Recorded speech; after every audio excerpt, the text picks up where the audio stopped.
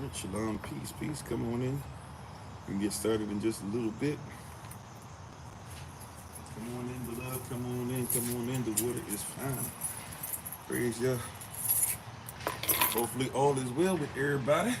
Lottie Dottie and everybody. Literally setting up everything as we speak. So we shall be started in a second. Once again, prayerfully, all is well with everybody. Thankful and grateful to have you guys on with us.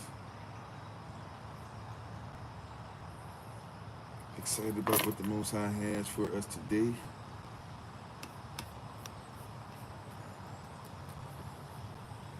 Give me a second. We're bringing everybody in here.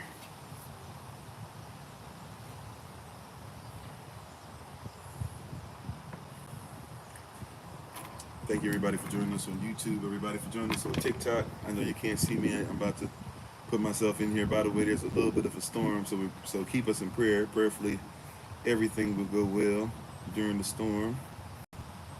If you're in the Northeast, we've been getting hit, especially the further north you go. You guys been getting hit with crazy weather. So hopefully things will be better for you all there. Touching in the green with you as far as your safety is concerned. Like I said, just give me, hopefully no more than 1 more minute. Just bringing Facebook on and then we should be able to get started. We praise Yah. Thank you for being on with us. We appreciate you so very, very much. Honored to have you on with us. Almost there. Praise Yah. And thank you for all your prayers and all the persons who said happy born day to Elder Alma and everything. It's been amazing. It's been a pleasure to be around it, to see Yah move the way he has in our lives as a family, not just in my immediate family with SOC. Thank you to everybody who's been reaching out to everybody with August born days. Yam Yasalab to everybody. We appreciate you. Give me 1 second and then I'll be able to look at your screens, even for the trolls. Shalom, peace, peace, peace. Hold on. Let's see. Where are we at?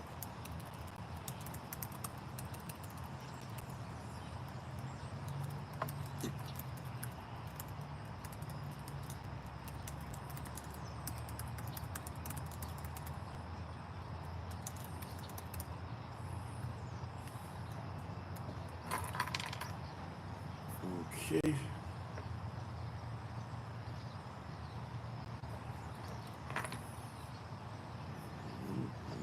Drop this down here. Okay, I think we're just about ready. Alrighty, let me turn TikTok around so you guys can see me. Looks like we got Facebook getting ready to come on, YouTube getting ready to come on.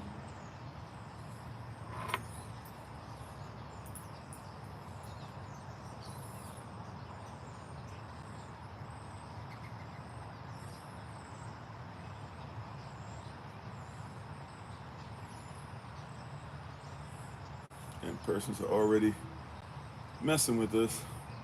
Somebody's already restricted the live session on TikTok. Okay, I haven't even said anything yet. Praise God.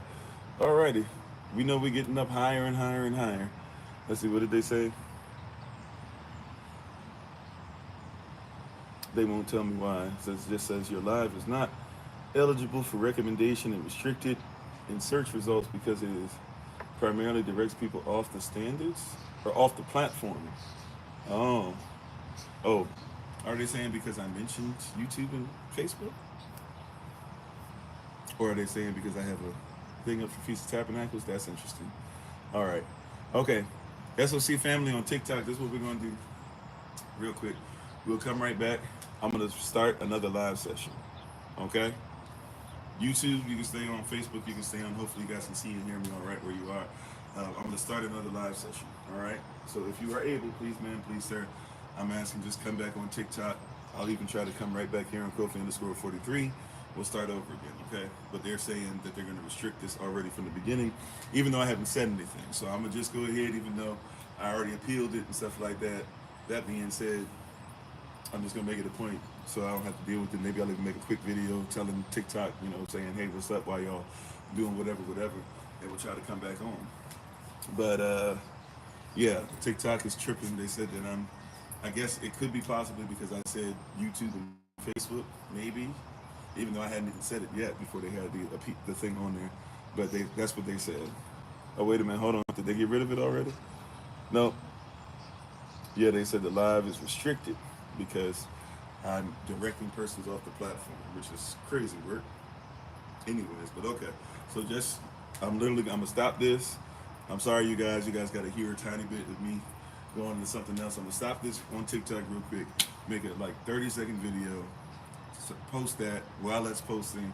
I'll bring TikTok back on. So give me like a minute, and TikTok should be back up for a live session. All right. I apologize, y'all. And I'll come back. And I won't even mention. I'll just say to everybody on all the platforms. And if TikTok then does the same thing, this has nothing to do with the platforms, because they be saying I sell you know drugs and all types of stuff on the platform and everything like that, just for preaching the word. So y'all give me a second. You guys who are on YouTube and Facebook, sorry, you'll have to just deal with me making a video for 30 seconds and bringing TikTok up, but we should be able to keep everything moving, no problem. So thank you for your patience. Y'all who are on TikTok, give me a minute. We'll be right back. Literally, just give me 1 minute. Come right back, and we'll be started again. Alrighty. So let me go to TikTok real quick.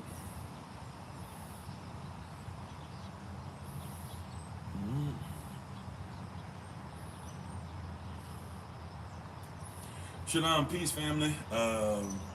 Just real quick, I'm not sure what, I know that they have new rules and guides and regulations and all that all the time, but TikTok did tell us that we had to get off, or TikTok said that I was telling persons to get off the platform.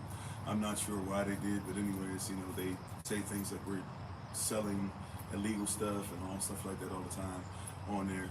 They kind of have something against us, but that being said, we have to be respectful as much as we can to the platform. So we'll be right back on. If you guys were on before and saw that we didn't do anything and hadn't even started to get into the message, feel free to let them know that they wildin' a little bit. But thank you. Just wanted to let you know. So if you want to come on with us or come and watch the recording on YouTube, whatever the case is, thank you so much. We're about to get started again soon. All right, peace. Shalom, peace, family. All right, sorry, y'all. This is the stuff that comes with it when persons be like, he just be making stuff up. I remember somebody told me a long time ago, like, how are you shadow banned? If you got thousands upon that, you can have thousands, tens of thousands of persons following you and still be shadow banned. Oh, they got rid of stuff where you can't go to, oh, there it is. I was about to say, they got rid of where you could address TikTok in person and make it harder now. It's harder.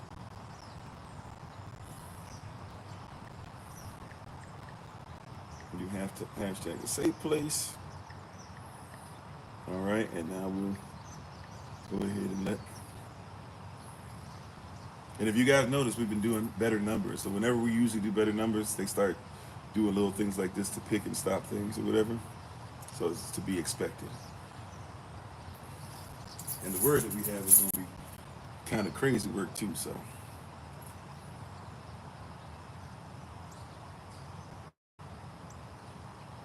So let's try and see if we can pull this up. I haven't even said anything yet. Let's see what they do.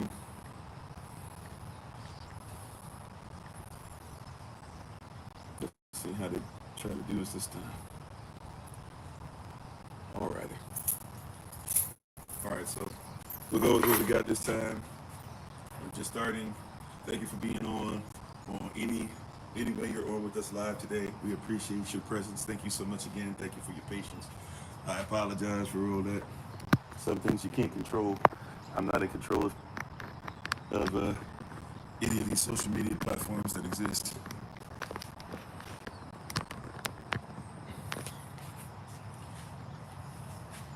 But we thank you all. We appreciate you. We honor you.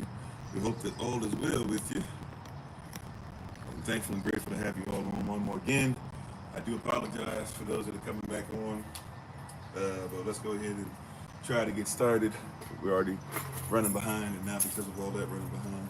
So, but Tadah, Mashabachi, thank you, family, for being on. Let's go ahead and get started officially. May the words of my mouth and the meditation of my heart be acceptable in Yahweh's sight.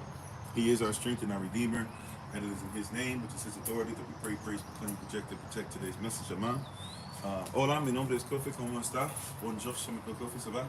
Ni hao, namaste, Osayana Kitabuya, Hayo, I see you, Benut, Bukwan, Kamsa, Kamsamida, Aloha, Chow, Noson, Habarigani, Aquaba, Wadase, Etese, Jambo, Mimini Kofi, the Fraku Katana the Wewe, Bokerto, Bokerta, Grand Rising, Bakwadata, Barakalad Shami Hava, Anai, Kovai, Khelitan Service of Christ, Mashalam Khe. Hello, everybody. I am Pastor Kofi, Pastor Servant of Christ, where we are always changing lives one mind at a time, but being the voice of the voiceless and speaking the unspoken. Thank you for being on with us. One more again, we appreciate you. We appreciate your presence. We cannot do this without you guys. We're thankful and grateful to have you guys join us one more again. Once again, I apologize.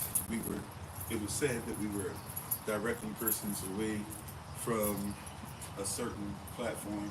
And so they had already, before I even got started, they had already said that we were doing such things and they were stopping us. And we realized what time it is because we've been doing better as far as viewership and things of that nature.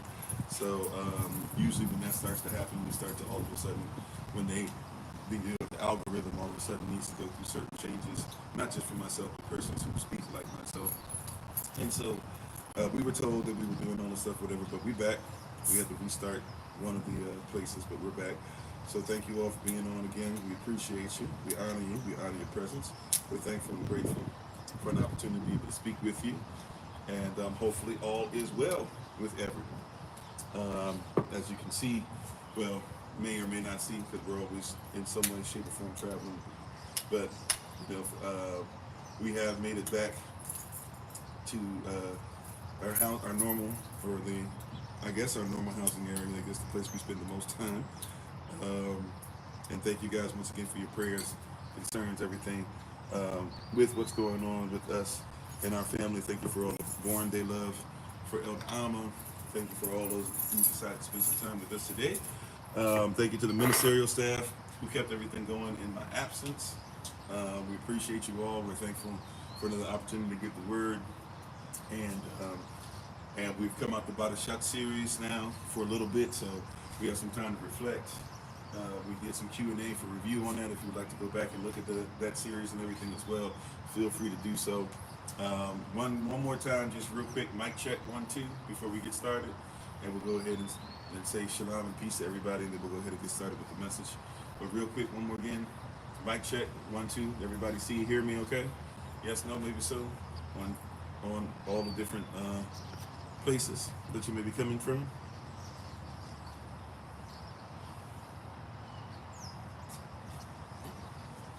Which Charlemagne? Right? I guess we're talking about the one of old, yes. And the one of new, yes. Or at least the ones that are most popular. We're actually going to talk something about them today, too. Okay, well, everybody said they can hear. All right, thank you for being on. We appreciate you so very much.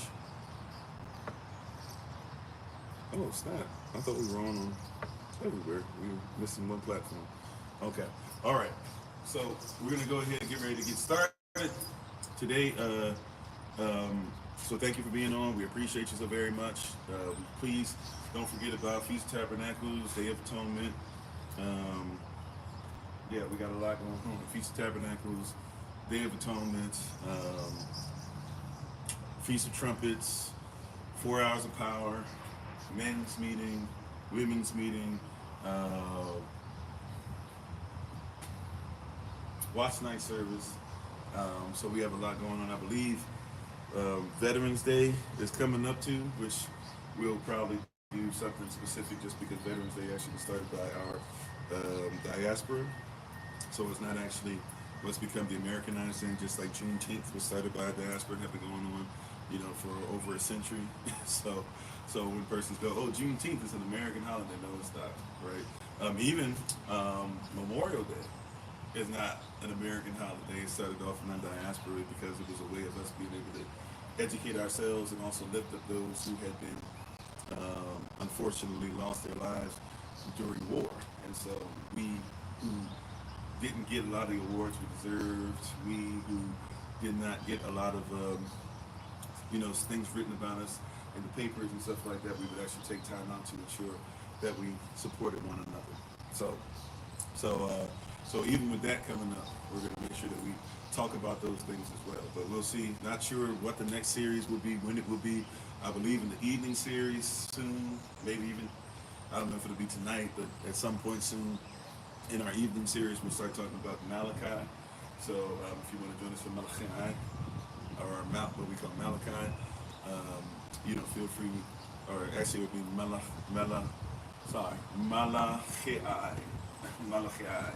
We'll be coming together for that very soon and having some conversation. But Tada family, we're going to take greetings real quick, get into our Bible pledge.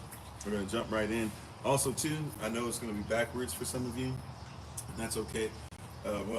Actually, I guess I'll do a quick mirror image. Those of you who are on Patreon, I'm not sure how often or when I'm going to do it, but so this is a version of the Slave Bible. Now, persons will argue that it's not, but it's a version of the Slave Bible. If you don't know what the Slave Bible was something that were basically slave masters would rip out, or overseers would rip out what persons saw in the Bible, especially things having to do with any kind of chattel slavery, things like that. So persons, slave masters, which Thomas Jefferson was, and by the way, part of what we did during our excursion was we were in a place not too far from Harper's Ferry. No, that's not true. Excuse me. Harper's Ferry is another place where this person I'm about to mention was around, and we'll be talking about him today. But we went to his actual manor, his actual plantation, a place called Monticello, that I think used to be 5,000 acres of land, where there were hundreds, probably thousands, but they'll admit to 600. I don't know how you only have 600 over all these years, but they'll admit to he had only 600 chattel slaves on this property during this time, right? But this person I'm talking about is Thomas Jefferson. So, and I apologize when YouTube is going to show backwards soon, probably have a bunch of reflection. I'll try to keep as much reflection off. If you want to do a screenshot, give you an opportunity, and I'll come to all these platforms doing. But if you're part of Patreon, we'll be digging into some of this. It's actually very interesting reading. I'm showing it on Facebook now. All right, it's actually very interesting reading, and we'll be going through it together. I actually took a lot of pictures of the actual one, or one of the older copies. But Elder Alma blessed me with this and bought this while we were out. So if you're interested, if you're part of the Patreon family, I'm not sure how often, but we'll be doing a little series and on this. And especially for those, we'll have the deep diving, right? Going into because a lot of persons don't know. So this is in Greek, Latin, French, and English. And this is they call it the Jefferson Bible, but they don't want to admit to you it's really another version of the Slave Bible. And Thomas Jefferson was known for ripping parts out of the Bible that he didn't like, parts that had to deal with stuff that maybe he didn't like spiritually, because persons forget this: the United States of America is not a Christian nation. Thomas Jefferson was not a Christian, right? So even he would have found stuff wrong with mixing iron and clay, although he was a Mason, means that he mixed the whole stuff together. But he was somebody who actually studied stuff, and so besides a bunch of other things he had, he also, it says here, this is what was extracted textually from Godspells or Gospels in Greek, Latin, French, and English. So this is an interesting study, because what we're going to do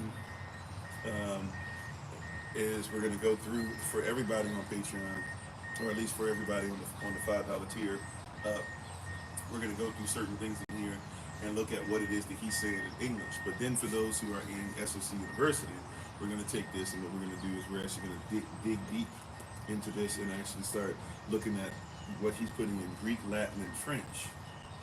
So what he's taking, so this is Thomas, so this book is not the actual scrolls or the letters, the original, but this is what he has taken, written down, and he wrote into 4 different languages, and what he thinks it to be and what he believes it to be. So it's very interesting how stuff gets changed and persons don't even recognize. So this is the Jefferson Bible, but it's basically just another version of the Slave Bible. I'm a Mason changing up the word of Yah, and we're going to look and see and compare it and talk about it, and we can do some SOC University research on it. So prayerfully, you guys are locked in for that. That's going to be really, really nice. I believe for many of you who probably never even done that, especially if you've never gone to Monticello, or if you've never really studied Thomas Jefferson and Sally Hemings, and the fact that Sally Hemings is actually also, related to his wife, or Thomas Jefferson's wife, who passed away before the Constitution was written, or something like that. So, before the Civil War was over. So, anyways, but we'll just to give you guys a heads up. So that's something we're looking at doing. As you can see, this is still in the plastic, but I'll put some pictures up. I meant to have already done so, but I've been, somewhat vacationing. So, but I'll try to make sure I post all the pictures that I took of the copy, the older copy, and then we'll start going through this book together. Praise God. All right. But Tadah, Masha Bachir, thank you for being on with us. We appreciate you. We're going to get ready to say our Bible pledge in just a bit. In the meantime, let's say shalom to everybody. I can't go all the way back to the beginning, but how you doing? I think first person, how you doing? Keith, Dawn, Aiden was gotten rid of. Okay, thank you, moderators. Fair use. If that same fair use, long time no talk to you. How you doing? Curtis, cultural prospect. Carla Beck. Is it Special _K? Okay. How you doing, Sister Deborah? Is it Joan? Jahon? Johan? Jahon? Excuse me? I don't know what name that is in, I'm not sure which Asian language that is. Please forgive me. Which character it is. How are you doing? Hello. How you doing, Sister Davis? How you doing, Brother Alton? How you doing? Let's see, Donuts. Everybody on all the platforms, we appreciate you. Thank you, by the way, there. If you don't mind, on any platform, but especially on a certain platform that we had to restart already today, that they've already made the point to say that they're stopping us from trying to get the stuff out before I had even started. Before I even stopped with the greeting, or even got to the greetings, they had already said they were limiting what we could put on the live session because we were breaking rules. So if you guys don't mind sharing this with others today, letting them know what's going on, we appreciate you. Prayerfully, if I have to, we'll deal with a couple things.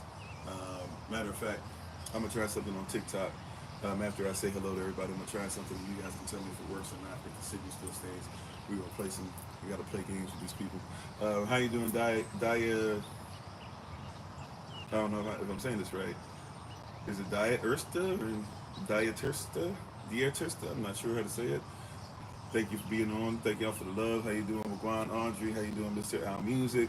Sister Judith, Jennifer, Yachasav, Ache Yachasav, Cole, Ache Cole, Damon, Zahara, Yannick, maybe, Kojak, Gabrielle, Sandra, Z, and everybody else. Prayerfully, look at everybody else who was on earlier to come back, or they'll find us, or person will find us again. Let's see, Kevin, Barak, Joseph, Grand Rising, Shalom, peace. Oh yeah, Joseph, Danielle, right? How you doing? Dieter, pronounced like, Dieter, pronounced like Dieter. Okay, I'll try to recall it. Thank you. So yeah, welcome to everybody. We appreciate you. Hopefully we'll have everybody be able to find us again after we basically have to start over.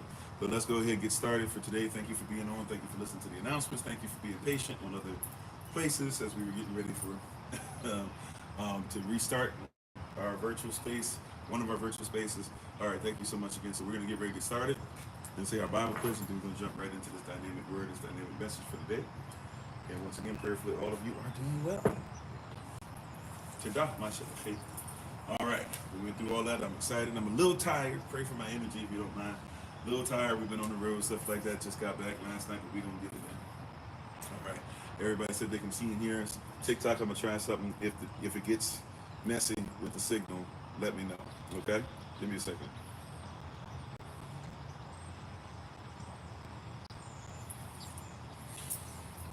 All right. So we're going to try with what we got. We should have signal and stuff. It's messing with us a little bit, but we should have our stuff together. So prayerfully this will work. If TikTok starts messing up, or any places start messing up, any virtual spaces start messing up, we'll say it like that for now, for today. If they start messing up, let me know. But prayerfully everything will be well with you. All right, so let's go ahead and get started. If you want to put your Bible or your device or your right hand in the air, just repeat after me. This is my Bible.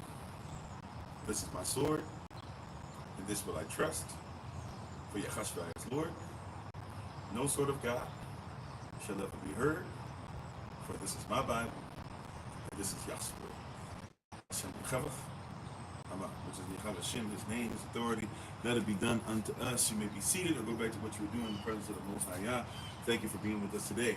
All right, today's topic, let's jump right in. Today's topic is a very crucial one for today, right? But it's very important. I didn't know what I was going to call it because I was dealing with some stuff and dealing with even some racism this last few days and everything. And I was just like, man, you know, I want to make sure I'm not teaching or preaching something that's just because of my flesh or I'm angry. Shalom, right? How you doing? Right? But I led by Holy Spirit, led by Hakadosh, listening to His word and being obedient. I did get a message for today's. It is a message for today, rather. It was confirmed, and the title, which is something I was looking at after I was even Elder Alman on the way back. How you doing, King D252 on the way back? I was like, hey, what do you think about this title, that title? Because I have to be careful with today. Right? It's interesting that they were already trying to stop us because I actually have to be very careful with the word usage I use today because of what we're talking about, right? So because I can't talk about this the way most of us have heard this before, which is something that starts with the letter F and rhymes with vinyl or rhymes with spinal, and then the next word that they would say after that would be solution. Right? If you get it, you get it. If you don't, you don't. That's okay. But I have to be very careful how I talk about this. How you doing, Sister Joy? Welcome back. How you doing? Action figure. Okay, action figure. Play on the word. How you doing? Thanks for being part of the community. So I have to be careful with how I present this anyway. So it's interesting that one of the virtual spaces, before I even had a chance to do anything, was already saying they were going to limit what we were talking about today. But I do have to be careful, in all honesty. Right? But I still need to give you this thing and get it across to you. So I'm going to be very careful with the word usage. I'm going to tiptoe around certain words, but you're going to ultimately get the gist of what we're talking about. So today's topic, since I can't just outright say those two words together, at least without social media, rightfully so, by the way, looking at it twice because there's a lot of cats out here that are using that for nefarious means. We will call today's topic, if you will, is how did I put this? Stop participating in the advancement of their solution. That's really long, right? But it's on point. I'm gonna say it again. What we're gonna speak on today, right? What do we need to focus on today? What do we need to realize that we've been part of, and what we need to execute in making sure that it no longer exists? We need to stop participation or stop participating in their advancement. Oh, stop participating in the advancement of their solution. There we go. We need to stop participating in the advancement of their solution. Okay, now, before we get started, I want to make sure that we comprehend what these words mean. Now, advancement, that's pretty easy, but we're talking about we're at war. So, right, spiritually, physically, psychologically, etc. So when you're at war, these terms take on a little different thought process. First things first, advance. Right? As a matter of fact, it's part of the actual black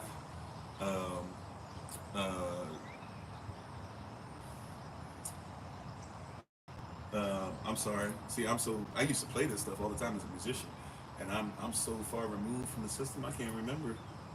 When you put this, when they do the dun da da dun the anthem, the black national anthem actually has the real one, not the one that's lift every voice and sing. That's nice, but that's not actually the black national anthem. A lot of persons don't know that it's actually a black worldwide, so-called black worldwide Afrocentric national anthem that basically has now become the Ethiopian national anthem, right?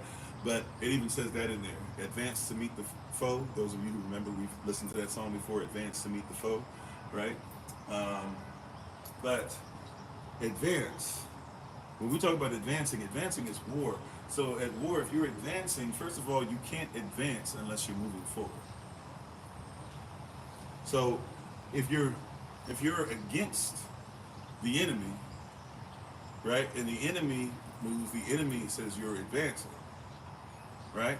But if you're with somebody, right, you're advancing on their behalf. In other words, the enemy, if they're moving backwards, they would call it retreat. Dr. Umar's cousin? Oh, because we're both black and we both talk about things that are truthful. I mean, I guess you can make the correlation. I guess trolls got it. Once again, y'all gotta lift it up. Y'all think that's low-hanging fruit. I get it. I guess that would have made me laugh back in the day. You said be less, black, be lack. No, that's weird. You gotta, like, no offense to you, but if we're talking about etymology, right? You're talking about characters. So the character, you can't go be less, because if B is a character by itself, right, which is actually bets, whether you're talking about the Greek or the modern Hebrew and ancient Hebrew would be ba'it, right, because the aleph ba'it or the aleph bet, right, existed before the alphabet. The alphabet was actually created by those who used the aleph bet. They were paid, right, half Canaanite and half Hebrews were paid to come up with the alphabet that you're using right now and breaking apart with spells. Now, spells are true. They are words that are cast as spells, but you got to get character correct. So be less doesn't make sense, right? Because if that's the case, if you're going to use the character B by itself, then you have to use the character L by itself. See, so somebody's taking stuff and just using it whatever. See, now that's also witchcraft. You're using the Eurocentric thought process that you say is so evil. You're also using it to make your point, which means you're still using the same systemic or systematic thought process. Right? You see what I'm saying? Like B, the letter B is a character. That means the letter L is a character. That means the letter E is a character. That means the letter S is a character. So you have to be careful, right? Or people who, or you say be lack, black means be lack. No. Then that means the letter B is a character, the letter L is a character, the letter A is a character, the letter C is a character, the letter K. What you're doing is actually using spells, and I don't have to use those spells. I can dismiss them because I know that's not how the word works. Just like somebody could say, oh man, you could use copper, or you could use, the different minerals and stuff that you have, you could use them as spells and stuff. I could, or I could use them the way that the Most High intended them when He created it. Right? So, yeah, it kind of sort of makes sense, but then you have to do that, but then that's when we get to this confusing place, right? It's like persons who don't like it when, no offense to anybody, I'm just saying, like, when persons don't like it when I say appreciate, because somebody who doesn't speak the language, they go, oh, you're saying appreciate. No, that's because you are not able to say appreciate. The word is not appreciate. There's no chit or h or h in that at all. Even if we're coming from an Afrocentric way of speaking, there's no hitch. So there is no appreciate. It's appreciate, and to appreciate is to look at the value of something, right?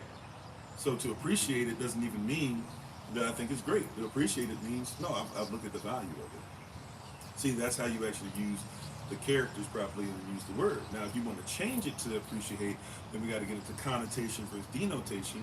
If it means something like that because of the connotation, like that appreciate, that person thinks that hate is in there because of the way that they speak, because of how they were raised, with the dialect they were raised. Okay, I won't dismiss that, but that's not what the word actually means. That's somebody, the way it sounds. That's connotation versus denotation, right? Or if somebody says, what's another one they do all the time? See, we got to come out this systemic way. We're furthering this advancement of curses, right? That's not how words work. How you doing, Miss Will? How you doing, Sister Michelle? Praise God for you and for your husband. What? Salutations, Ken. How you doing? All right, you doing all right? Yeah. Okay. Yeah. But yeah, so you gotta be careful when people talk about words and stuff. You gotta talk about the character of the word. You talking about the character, but you saying, oh yeah, it's a spell, it's a curse. It's like, well, if you say be less means be less instead of bless, or be lack means instead of black. Okay, I get that, but then you got to do that with each character. If the character B is you're gonna say as a word, then the character L has to be a word.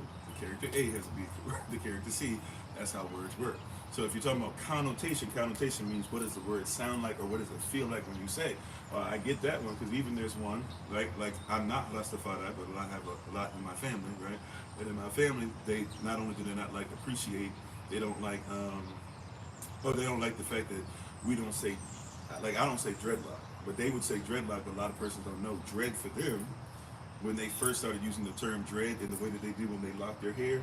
For them, they're actually talking about a standard and what they've set aside and what they're actually doing. So you would never say to justified eye that dread is a bad thing, even though technically the word is definitely bad. Right? The word is definitely bad. Like, but to justified eye, as far as what connotation, not denotation, connotation. As far as connotation, the way it makes them feel, they'll get upset with you if you try to go into talking about dread, even though you should never say you dread your locks. But that's what they do in their culture. So if I go to Kingston, if I go, back home, I can't be sitting up there talking about, oh, I don't dread. And I get it. That's connotation. Though. That's not if something we're talking about denotation, we're talking about what does it actually mean specifically. If you're talking about connotation, we can talk about what does it sound like or how does it feel. So you're talking about something, what does it sound like or how does it feel? You're not actually talking about what the word actually means. So if you think that be less, right, you can't say bless because it means be less. You're first of all, we're not using characters correctly. And secondly, we're not actually talking about what the word is. Maybe you're kind of talking about connotation, not as far as what it even sounds like, but more so what it feels like. Okay, I'll respect it, but it doesn't mean that it's necessarily correct within my culture, which is ultimately what we're getting to today. And once again, what are we talking about today? What's the theme for today? Stop advancing, right, or stop participating in the advancement of their solution. You're using somebody else's solution. Now, I want to get to not only advancement. Remember, I was saying, so we talk about advance. To advance means what? To advance means to go move forward, right? Right? If you're part of the people advancing. If you're part of the persons that have to run away during the advance, you would call that retreating. So you need to comprehend whose side you're on. Because if you're advancing, right, their solution, that means that you're on the side of those whose solution is against you. And thank y'all for the love. Appreciate you. Right? How you doing, Bold Servant? How you doing, Nebula? Thanks for being on with us. How you doing, Pauline? Thanks for being part of the community. Life is good. Thanks for being part of the community. Diva Finner, is it? Thanks for being part of the community. Everybody appreciate you. Right? On all virtual spaces. I have to say it like that now because they're trying to get on us. And they tried to stop the whole shebang earlier today because I mentioned that's the only thing I can think of outside of just one of those blocks. So I'm trying to be nice about it. Second childhood, hey, how you doing? Man, you need to work on your first childhood if that's how you treat the first person. But really, even more so than that. Once again, that's low-hanging fruit. You know another troll already beat you to that. Y'all got to be better. I told you, even the trolls, your game got to be higher. I'm rested, like kind of, sort of. I didn't really get vacation, but I mean, I'm somewhat rested. So, like y'all got to do better. You got to do better. Thank you, moderators. How you doing, Brother Dwayne? You said about copper is very selective who you work for. Mm-hmm. That's right. Yeah, but y'all got to get a little better. How you doing, Jerry?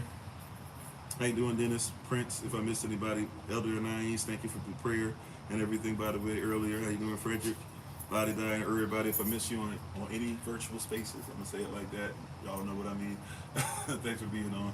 But yeah, but also too, here's another one, right? So now we talked about advancement. So if I'm advancing, that means that we're on the same side. So if I'm advancing your solution, that means I got to be working with you, or fighting with you, or fighting for you. And by the way, even slaves fought, right? Like, so don't get this thing. I was in the military. I still mentally was a slave. If you would talk to me 17, and I was 17 when I got in, so 17-year-old Kofi is a lot different than soon to be 43-year-old, still young, but still to be 43-year-old Kofi, but it's a big difference in between the women. I think I was highly mentally enslaved to the point to where I would have told you, if the stuff I'm talking about as far as what we call sovereignty and all that stuff nowadays, I would have told you that was a lie. I would have told you were crazy. I would have told you Bush was the man, blah, blah, because it really, I didn't even believe it, but I knew I was, and for be honest, I'm not wrong. I knew at 17, I knew enough to know I'm serving the military. He's the chief. So if he said we go, we go. So in my mind, whatever he said had to go. To be honest, that's what they want. I didn't even have to go to boot camp. They had me jacked up enough already, right? So but that's what they want, right? If somebody's in right now, and by the way, I tell persons this all the time. That's why I don't have no problem on Memorial Day, Veterans Day. I give honor because I know what it is to see persons who actually believe what they're fighting for, give their life for it, and a lot of us won't give our life for nothing. So I respect it. Don't get it twisted. I'm just telling you that's the game. But we have to stop advancing. We have to stop advancing, right? What their solution is. Now watch this. If I were to ask you what does the word solution mean, this is why we got to have in-depth stuff. This is why I said for those of you who are here who picked this up, was able to go by Monticello, got this book we're going to be going through, especially for those that are on Patreon and everything, the version of the Slave Bible, best through the Jefferson Bible, right? So we're going to talk about that on more offline coming up in some of these upcoming weeks. And we're going to write some stuff out and everything. But I want you guys to see systemically, we don't even know we don't even know what we're dealing with, right? Watch this. Okay, so peeking. Solution. If I were to ask you, what does the word solution mean? What would you say? I know what many of you are going to say, which is no problem. There's two main definitions we're going to focus on. By the way, it's a French Latin word because it has the T-I-O-N. I've taught y'all that before, right? We know T-I-O-N, shun or shun, or even in Spanish, shun. Same thing. It's talking about it's a noun. It's a person, place, or thing. So something has to have been done to get us to the solution, right? That being said, what is the definition of solution? If I were to ask you on any of these virtual spaces, what is the definition of solution? What would you tell me? Right? No wrong around, no right or wrong answers. How you doing, Brett White? C Crew. Okay, a plan? Okay. Okay. There's a plan to get us to a solution for sure. Or their solution, right? To resolve something. All right, I see you. How you doing, Sister Mignon? Meditation? I'd have to see which definition. I'm not going to dismiss it. I just see what version or what dedication or what definition you're using. Is it an option? Yeah. By the way, you know what? If somebody wants to use the law, I'm not focusing on the lawful definition, but if you want to focus on the lawful definition, you can look for that too. But I'm actually just focused on the basic. If you were to Google it real quick, somebody said a vision. Somebody said the end result of a planned situation. These are great things. These are great definitions. Answer to a problem or situation, an answer. Okay, somebody said that's the one I'm gonna focus on. Somebody went to that second one, a mixture. Now I want to deal with that, right? A mixture. Now watch this. So guess what a solution is? So a solution can be something that somebody's trying to get to the end of a problem. That's the first part of the definition. Remember, words have multiple meanings. So the first part of the definition, if somebody says solution, is we're trying to get to the end. You said what? An answer to an issue? Yeah, so somebody's trying to get to an answer of an issue. We can roll with that. But watch this. Here's the second part. If you mix something together and you make a solution, what is the solute? Does anybody remember that from back in the day when we was in school? Anybody tracking that much? I had to look it up because I wasn't able to track all the way back to exactly what it meant. So I had to look it up again today just to make sure. I looked it up yesterday and again today. Right? How you doing, Donald? Right? What is a solute? Let's look at that. What absorbs? Okay, so watch this. In a solution, the solute is the minor. Is the minor part. It's the minor part. Yeah, you had to do the same thing. How you doing, Sister Angela? And Brother Mike, if I didn't say sorry, I think y'all were on the other one right before we had to restart. Right? Well, you have to look at what is the solute. So it is the minor. Now watch this. So I'm gonna use something we're very familiar with, at least in my diaspora, if you was coming up, right? Right? So if you was coming up, you had something back in the day that most of us had. They don't really do. I don't even think my son really know. He's had it, but I don't think he know what this is. For real, we don't even deal with it no more. But for us, for a long time, everybody had to have, and so a lot of us still do. You had Kool-Aid in the house, right? Kool-Aid, there you go, right? Somebody beat me to it. We had Kool-Aid in the house.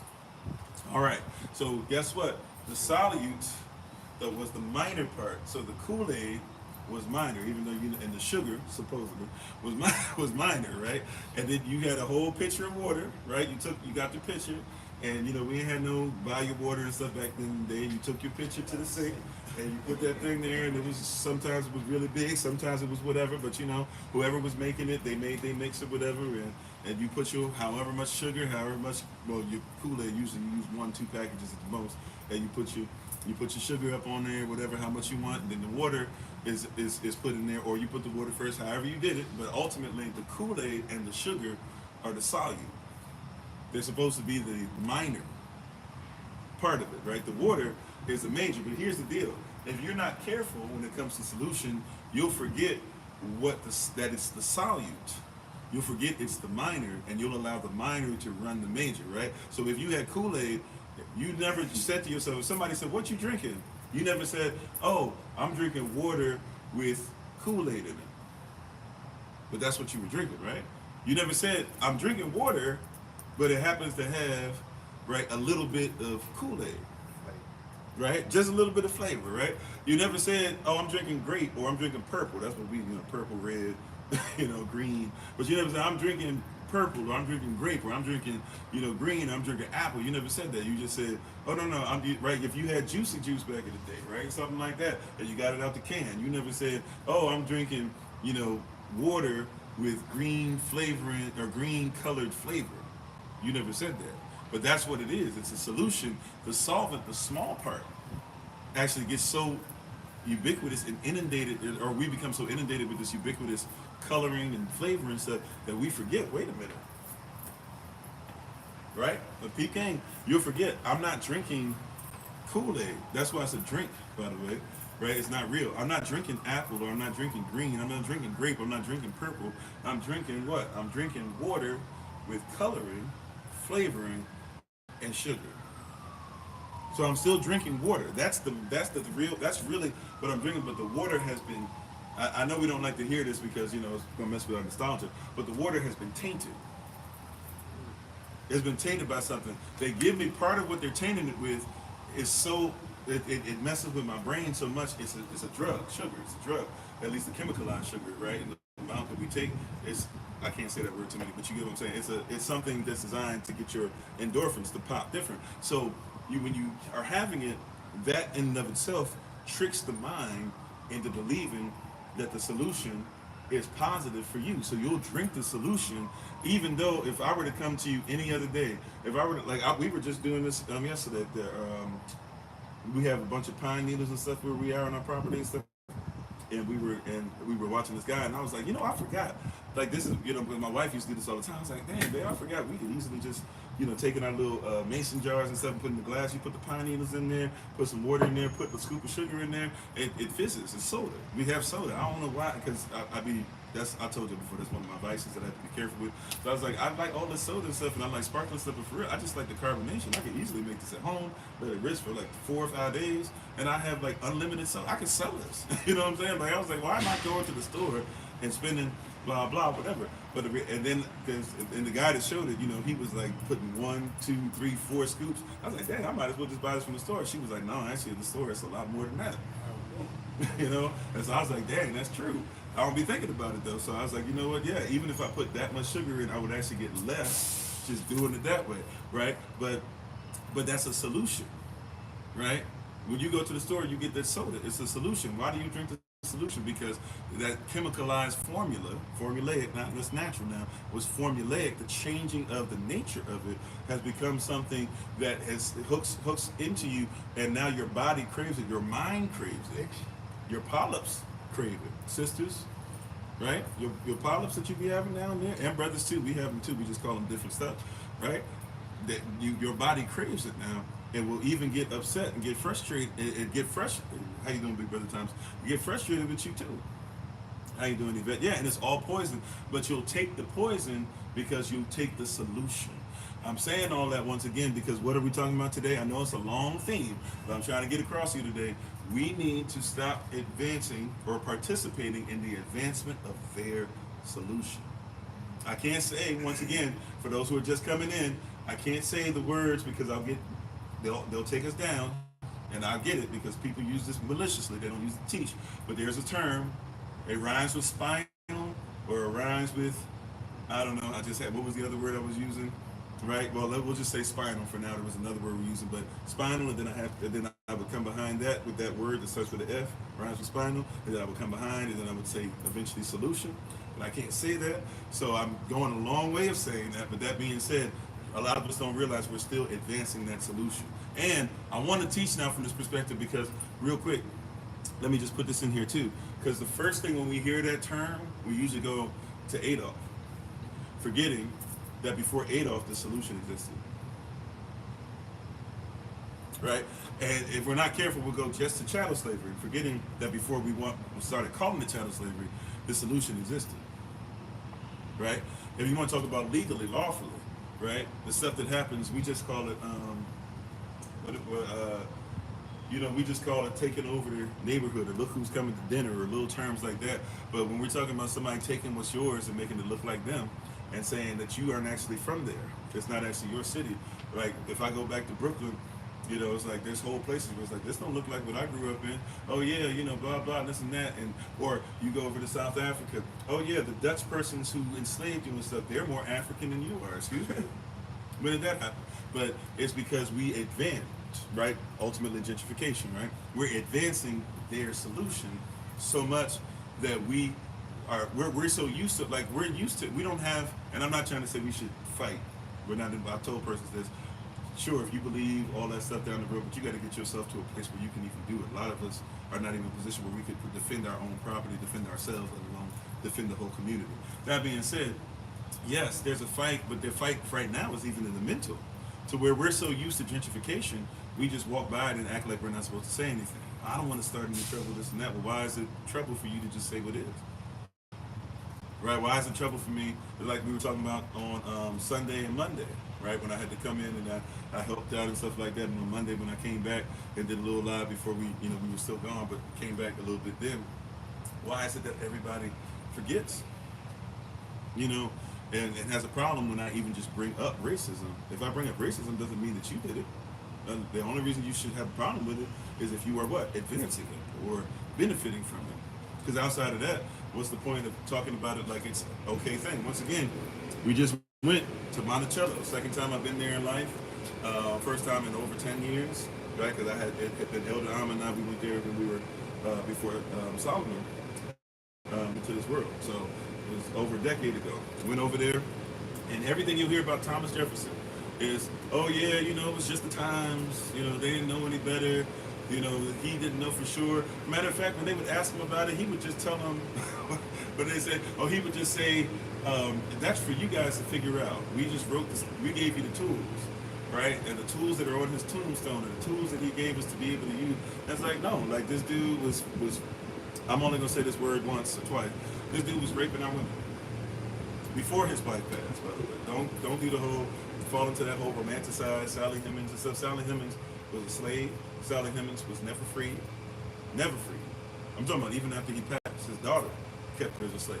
His daughter and his mother, and Thomas Jefferson's wife, by the way, Sally Hemings and Thomas Jefferson's wife are related. They're like half sisters, because his daddy, or her daddy, one of them, they all tied into this thing. One of them was messing with her people, so she got here, and then he married into the people that they was messing with. But you see what I'm saying? Like, this thing gets crazy. But they'll just go, oh, he didn't know any better. He was just, George Washington didn't know any better. Really? Then George Washington, he said on paper, he on wax, he said he married his wife, Martha, because she had 75% of the slaves that they would have when they came together. He married her. One of the reasons that he loved her, so to speak, was because she would make him a better slave owner. Right? Look at your presidents. George Washington, not the first, by the way, but let's just go with him. George Washington, Virginia slave owner. John Adams wasn't a Virginia slave owner, but he had to live in what George Washington built, and he had to work under George Washington. Remember, he was George Washington's vice president. So he had to be under a Virginia slave owner, and when he was in the White House, everybody in the White House up past Lincoln, a couple presidents past Lincoln, all of them had to have slaves because slaves were still Washington, D.C. Remember, Washington, D.C. was a plantation. The White House was the slave master's place. The president was the slave master. He had overseers that overlooked. Right? If you go to D.C., right, we got somebody from D.C. right here. You can tell me if I'm lying. If you go on, I might get the color wrong. It's either orange or blue line, and you go to If you're trying to go to right above it is GW Hospital, right? George Washington University Hospital. When you go, you have to get off of something called Foggy Bottom. It's called Foggy Bottom because that's where the slaves lived. They lived in the swamp. DC is a swamp, if you don't know. So they took swampland and they turned it into what you now call a capital, even though it's not a capital, it's a territory, but what y'all call a capital, right? And they made this capital off of the backs of slaves. They built the White House off of the backs of slaves, right? It might have been somebody who put the stuff, and a lot of y'all don't know this. This is why you gotta visit what is it, Mount Vernon and Monticello and all these places. Go look because they'll show you. See, it's the same thing today. We're still advancing the same thing. A lot of you you'll hear a person say, "You guys have technology. You guys have education.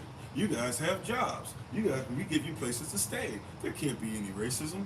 Well, don't forget that Thomas Jefferson literally sent slaves to places like Italy and France to learn how to cook. They were still slaves though. They still, watch this. See, you don't know how much you have in common with slaves. They worked 16-hour days and then still had other stuff to do past that. A lot of y'all work like that. Even if you only work 8 hours, you still have to basically take 16 hours of your day. You don't have free time and stuff like that. They had technology. People act like slaves. Oh, which color is it? Foggy Bottom. Okay, so yeah, so it's both. Yeah, so if you go over there, you can find it. If you go over there, matter of fact, if you go up there and you hit the Whole Foods over there, they'll direct you right to you right across the street.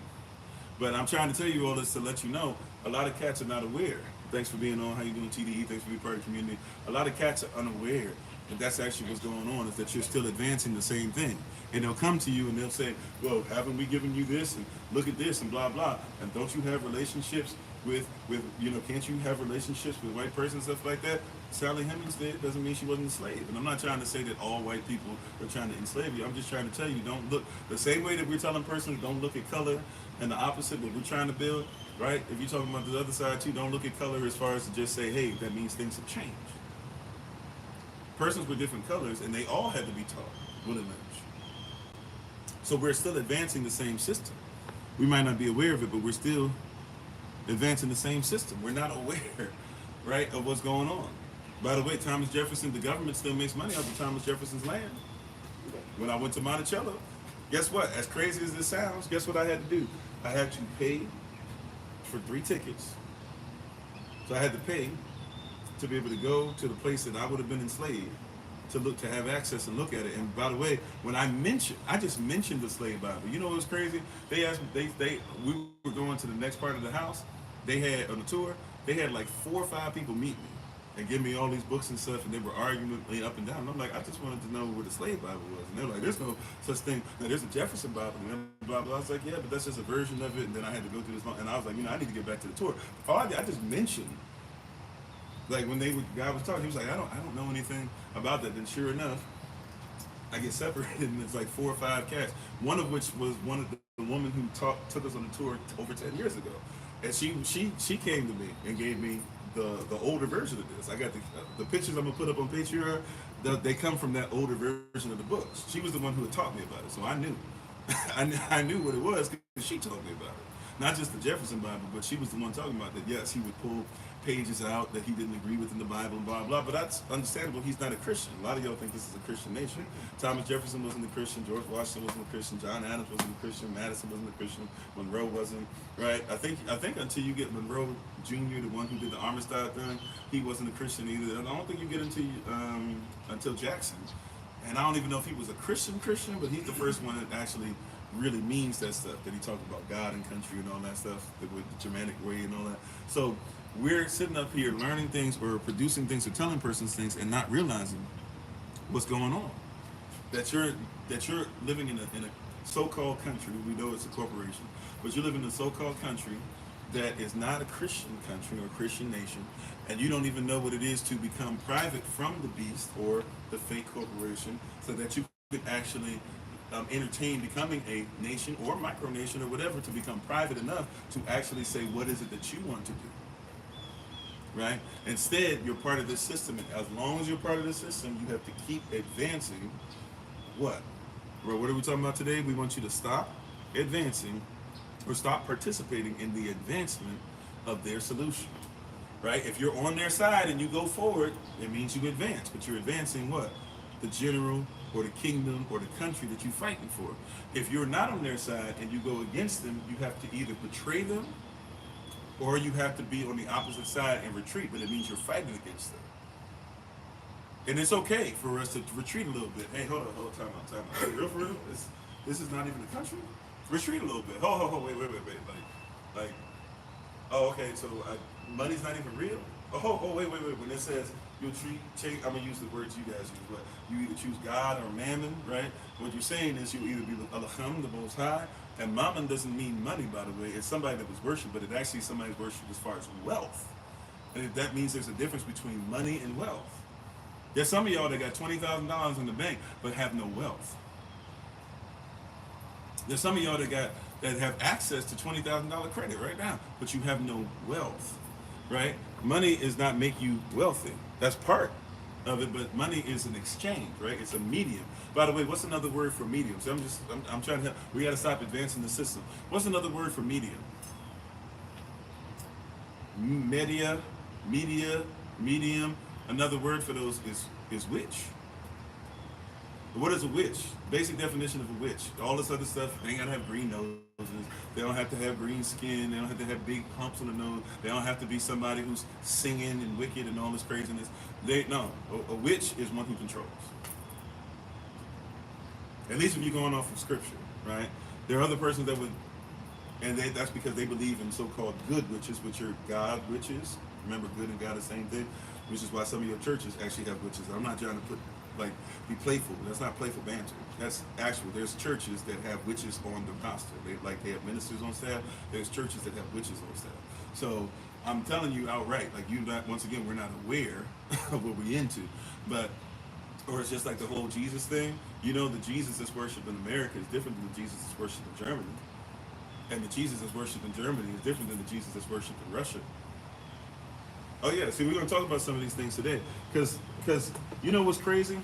How is it that y'all know about Hitler and all the stuff that he did, but you don't know about Stalin? And they existed at the same time. As a matter of fact, before they became enemies, if you recall, they actually were friends. They were constituents. Not only constituents, they were allies. Did you know that? Did you know that Stalin, who's worse than Hitler, was your ally? But you're only told that you fought a Cold War against him. But Stalin was your ally, if you're an American, or at least what they call an American now. Right?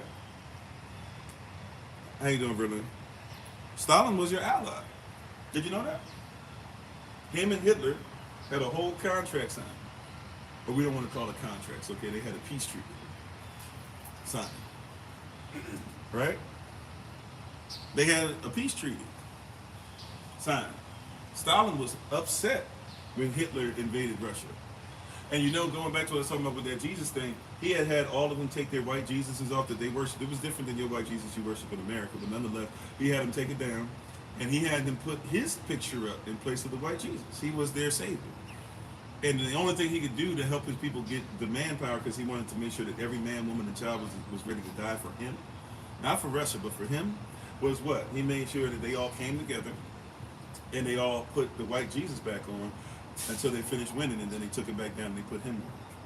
But he knew that putting that together and putting up a fake version of what it was, and he could dismiss it and put it back together. See, because one of the things you guys are missing in the advancement of all this stuff is Hitler did not fight for the Aryan race.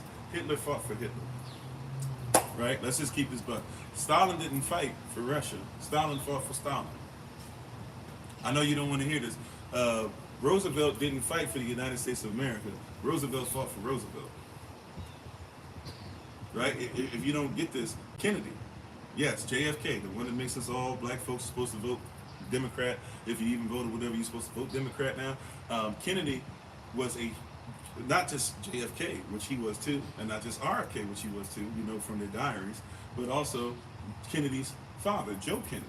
Remember, they came from bootlegging. That's how they made their money, right? And then they made alcohol illegal in the United States for a while, and then the bootleggers won, and they got the amendment taken off, and changed back. And when they did, they said, you're going to put our children in power. Joe Kennedy, JFK's father, is one of those children. He almost became president, but they couldn't finesse it enough. JFK got it because of the power of Joe Kennedy and because of those bootleggers and Ted Kennedy and all the other and whatever his Kennedy is now that works for Trump and all them. That's the same.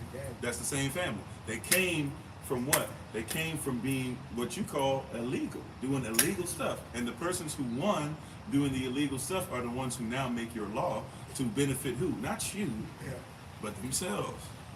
Right? I know you like Jackie Onassis Kennedy, or Jackie Kennedy Onassis, whatever her name was. But at the end of the day, she was part of a family that benefited themselves. Right? I know you like, ooh, look, and I heard the quorum, and my mama loved her. My mother, rest in peace, my mama loved her. But gotta be real, mama. Even if you can't hear me, whatever, gotta keep it a buck. Hey, I know you like Princess Diana, but she was part of a royal family that what? That didn't care about England. They cared about who? Themselves. It's literally written in the Parliament, right? Parliament's doctrine. Remember, we just talked about what doctrine is when we talked about church doctrine. Doctrine just means instruction. So it's in the instructions of Parliament that we're keeping these persons around just so that we would be able to say that God, who put this family in place, would still have his order and structure. But meanwhile, Parliament has all the power, but these persons, they still have all the money, this and that, or whatever. So we're making the mistake. You think Napoleon fought for France. He fought for Napoleon. Matter of fact, he wasn't even French. You guys know Napoleon's not French. He's from Corsica. His father was pissed off that he would actually fight for France. You just do a little bit of research. Catherine the Great, Russia. Everybody know. They like Catherine the Great because she treated them better than Peter the Great, but she's not even Russian. Did you know that? And by the way, if you're talking about Catherine the Great, did you know that she went into churches and the poor places and stuff and made them serfs and slaves? She took all their money. That's how she was able to, all the money that Peter the Great spent, she was able to get all that supplied by making slaves of everybody. And that was the same thing that Joseph Stalin walked into. And he made, watch this, he killed off more of his own people as slaves, watch this, before they got involved in World War II. I'm gonna say that again, because y'all just go, oh, Hitler, 6 million, and now you try to up it to 10 million, even though you want to be honest that a lot of those persons aren't Jewish. It doesn't mean that Jewish persons weren't messed over, by the way. We're not gonna play that game. But, right, we forget that there were black camps, right, concentration camps, and there were Christian concentration camps, and there were persons that read they had concentration camps, and there were persons who, and Stalin had those too. Like, a lot of persons don't know the reason why Stalin dies is because Stalin had a stroke. And they left him in the room all day, not realizing he had a stroke because they were so afraid of him. And when they finally got in there, they kept even longer to get him help. They didn't know what to do because he had a law against doctors, because he had started trying to go against all the Jewish Ashkenazi persons and off them, right? He also had started going against any doctors because most of the doctors were Ashkenazi. So he couldn't get the doctors to even see him because the people who worked for him were like, if we get a doctor and he comes back, he might kill us. So he died because of his own law. He was making concentration camps for doctors, just doctors. Y'all don't know, but concentration camps were not just, there were concentration camps for everybody. My mom, now I know why she did it when I was young. I hated it. I was like, why she always bring it? But every year, actually I started to like it when I was 9 or 10. Every year, no matter where we lived, we always had to come to DC, and we had to go to the Holocaust Museum. And in there, but I would learn stuff, not only about Ashkenazi, but I was like, wait a minute, Yugoslavia, now the former Yugoslavia, I learned about, wait a minute, there were African concentration camps. So it's like, and I grew up with Jehovah's Witness, so it was interesting to me, oh, there were Jehovah's Witness concentration camps? Damn, oh, wait a minute, there were Christian ones, there were Muslim ones, we don't know, the level of this stuff that was going on. All you do is because somebody's focusing on something trying to get Israel at the time, so the focus is, hey, these persons who are Ashkenazi, they're trying to, through their Rothschild stuff with in the agreement they had with England, who lost money and didn't have the money to keep Israel up, just like the same England didn't have the money to keep India up. Y'all think it was just because of Gandhi.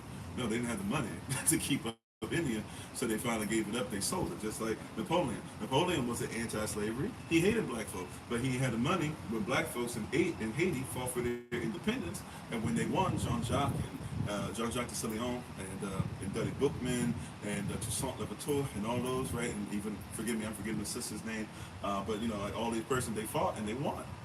And when they won, basically France, what is it, Blanc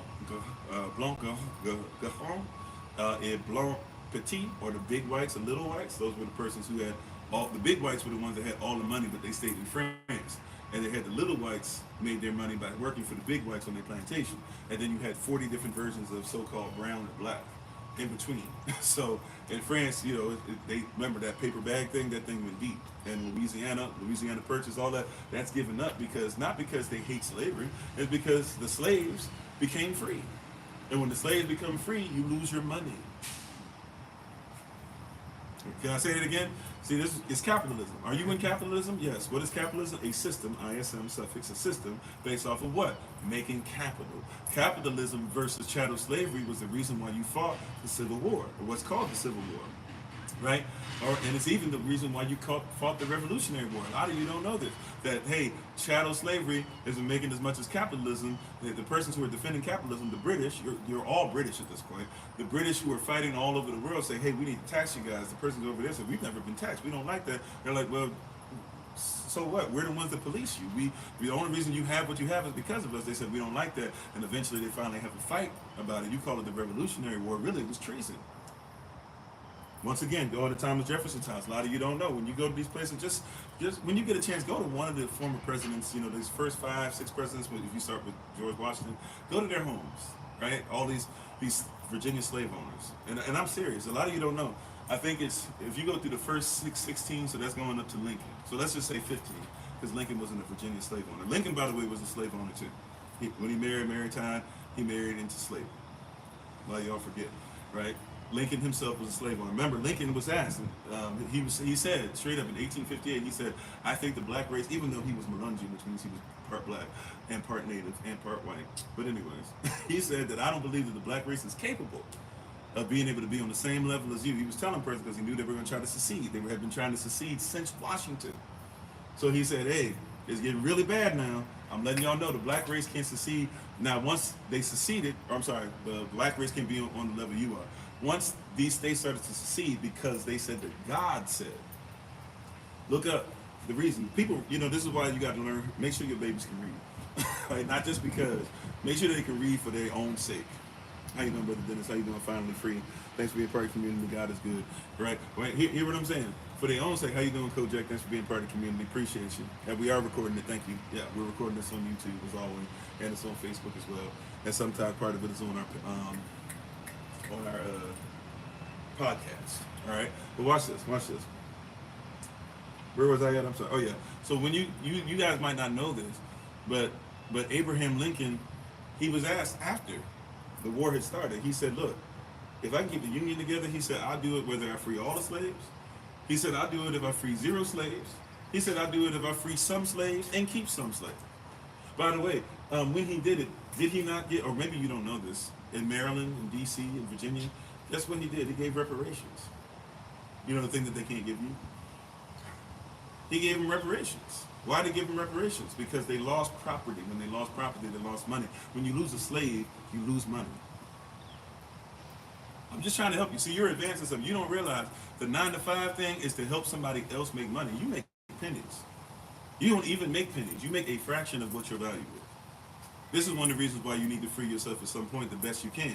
They want you to go into retirement because they figure most of us, especially black folks, most of us going to be, most men at least, they figure going to be dead by 60.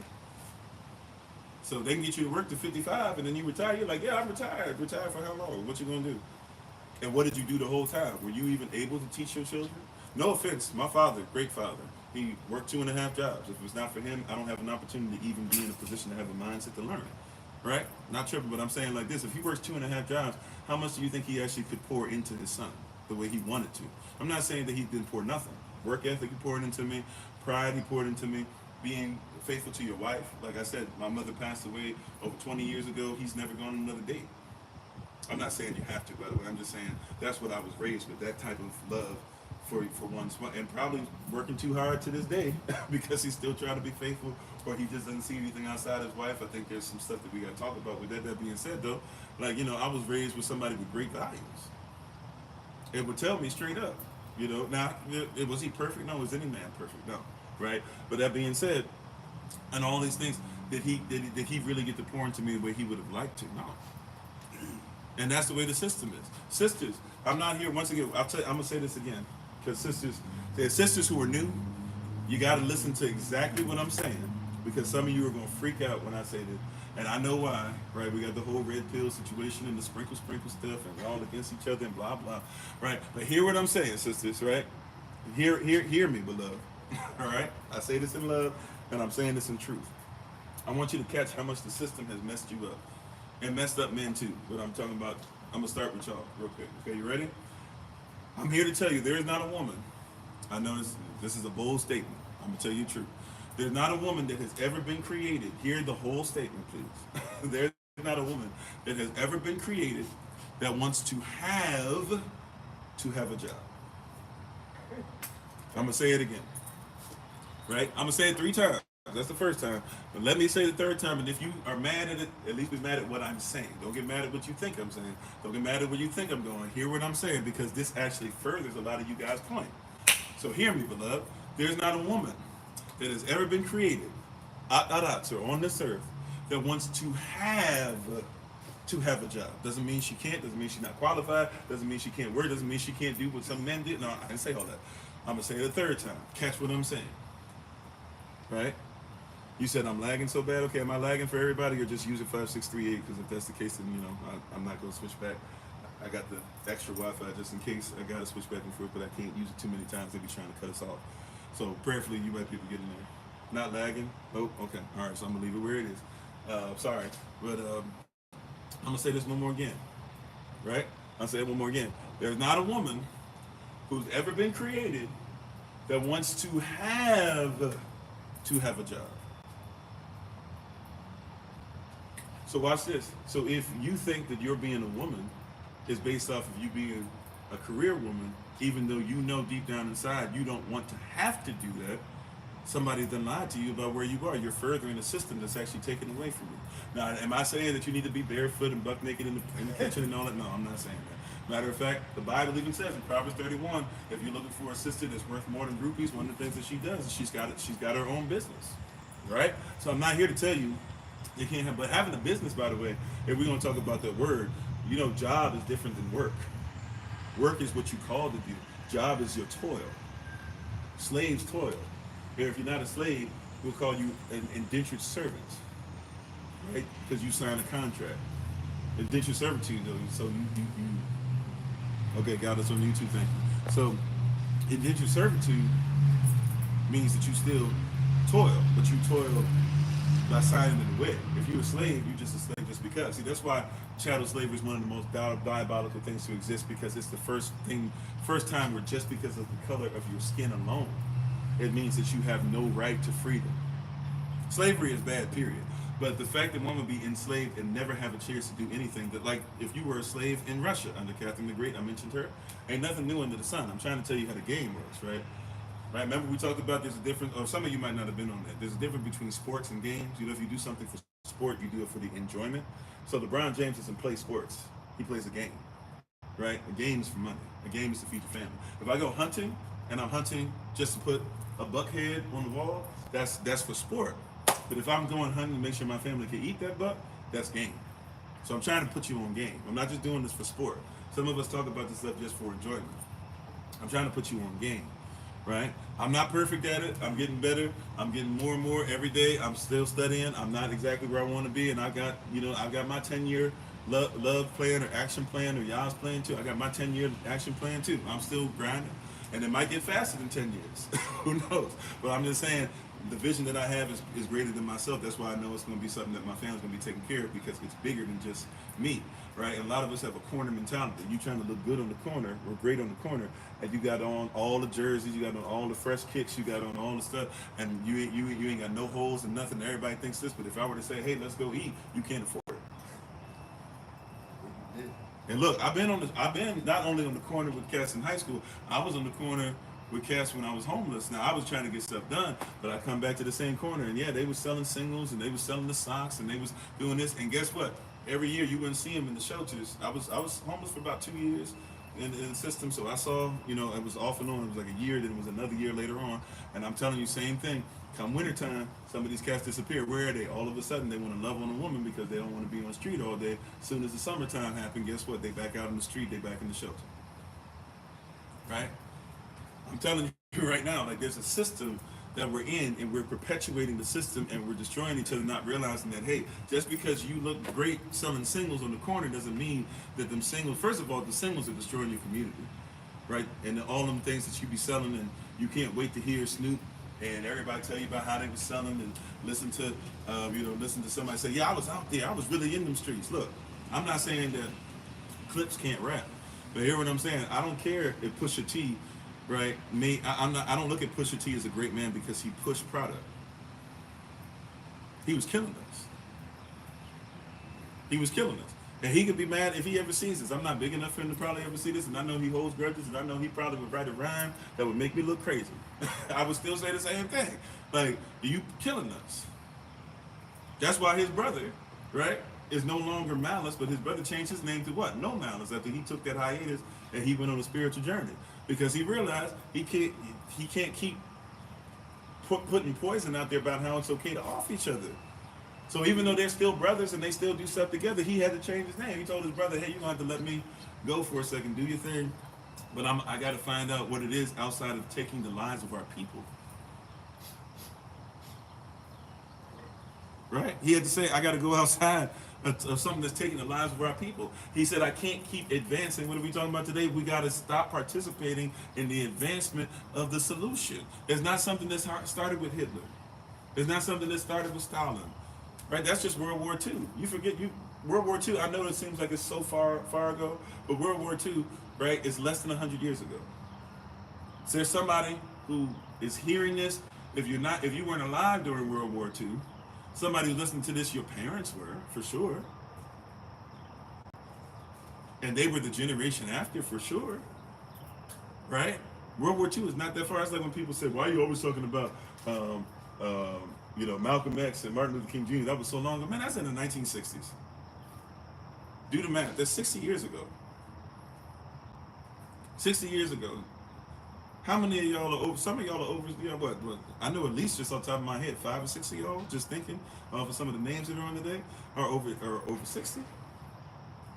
A lot of us in our 50s, a lot of us in our 40s. And if a generation is 40 years, then 60 years is a generation and a half. That means if you knew your grandparents, then your grandparents knew a life before Martin Luther King and Malcolm X. Which means that they raised you based off of their experience, which is why your parents still act the way that they do, and why a lot of us still act the way that we do. Right? Just trying to tell you, we're advancing their stuff. So we love, we love to advance it. This is why, watch this. No offense to any of you guys. I got a degree myself, right? And I have SOC University, and actually a person stay in there long enough and they take enough classes, we do it different, but if they take enough classes and stuff, we give out degrees and stuff as well. Right? That being said, you can have more degrees than a thermometer and still have your people be jacked up. You can have more degrees than a thermometer because you're the token. Oh, I know you don't like that. I used to be the token. I'm talking about it from experience. I was the token. I was the token. I grew up on that line where I was the child, where my father was doing well, middle class, just well enough. He wasn't like making a whole lot, but we were never without for the most part, but I hung out, I crossed the street and I was with all the killers, right? And then I also, if I went this way, I was all with all the white folk that made the money, right? That's how I grew up. So I grew up seeing a lot of different stuff. And I'm telling you, right, it's easy. Matter of fact, you don't even know you're the token until you learn what token is. And you're like, dang, hold up, for real? Like, yeah, I guess, like, I'm the guy that they call over and they make fun of black people. I'm the one black person there, and if I laugh, then it's okay.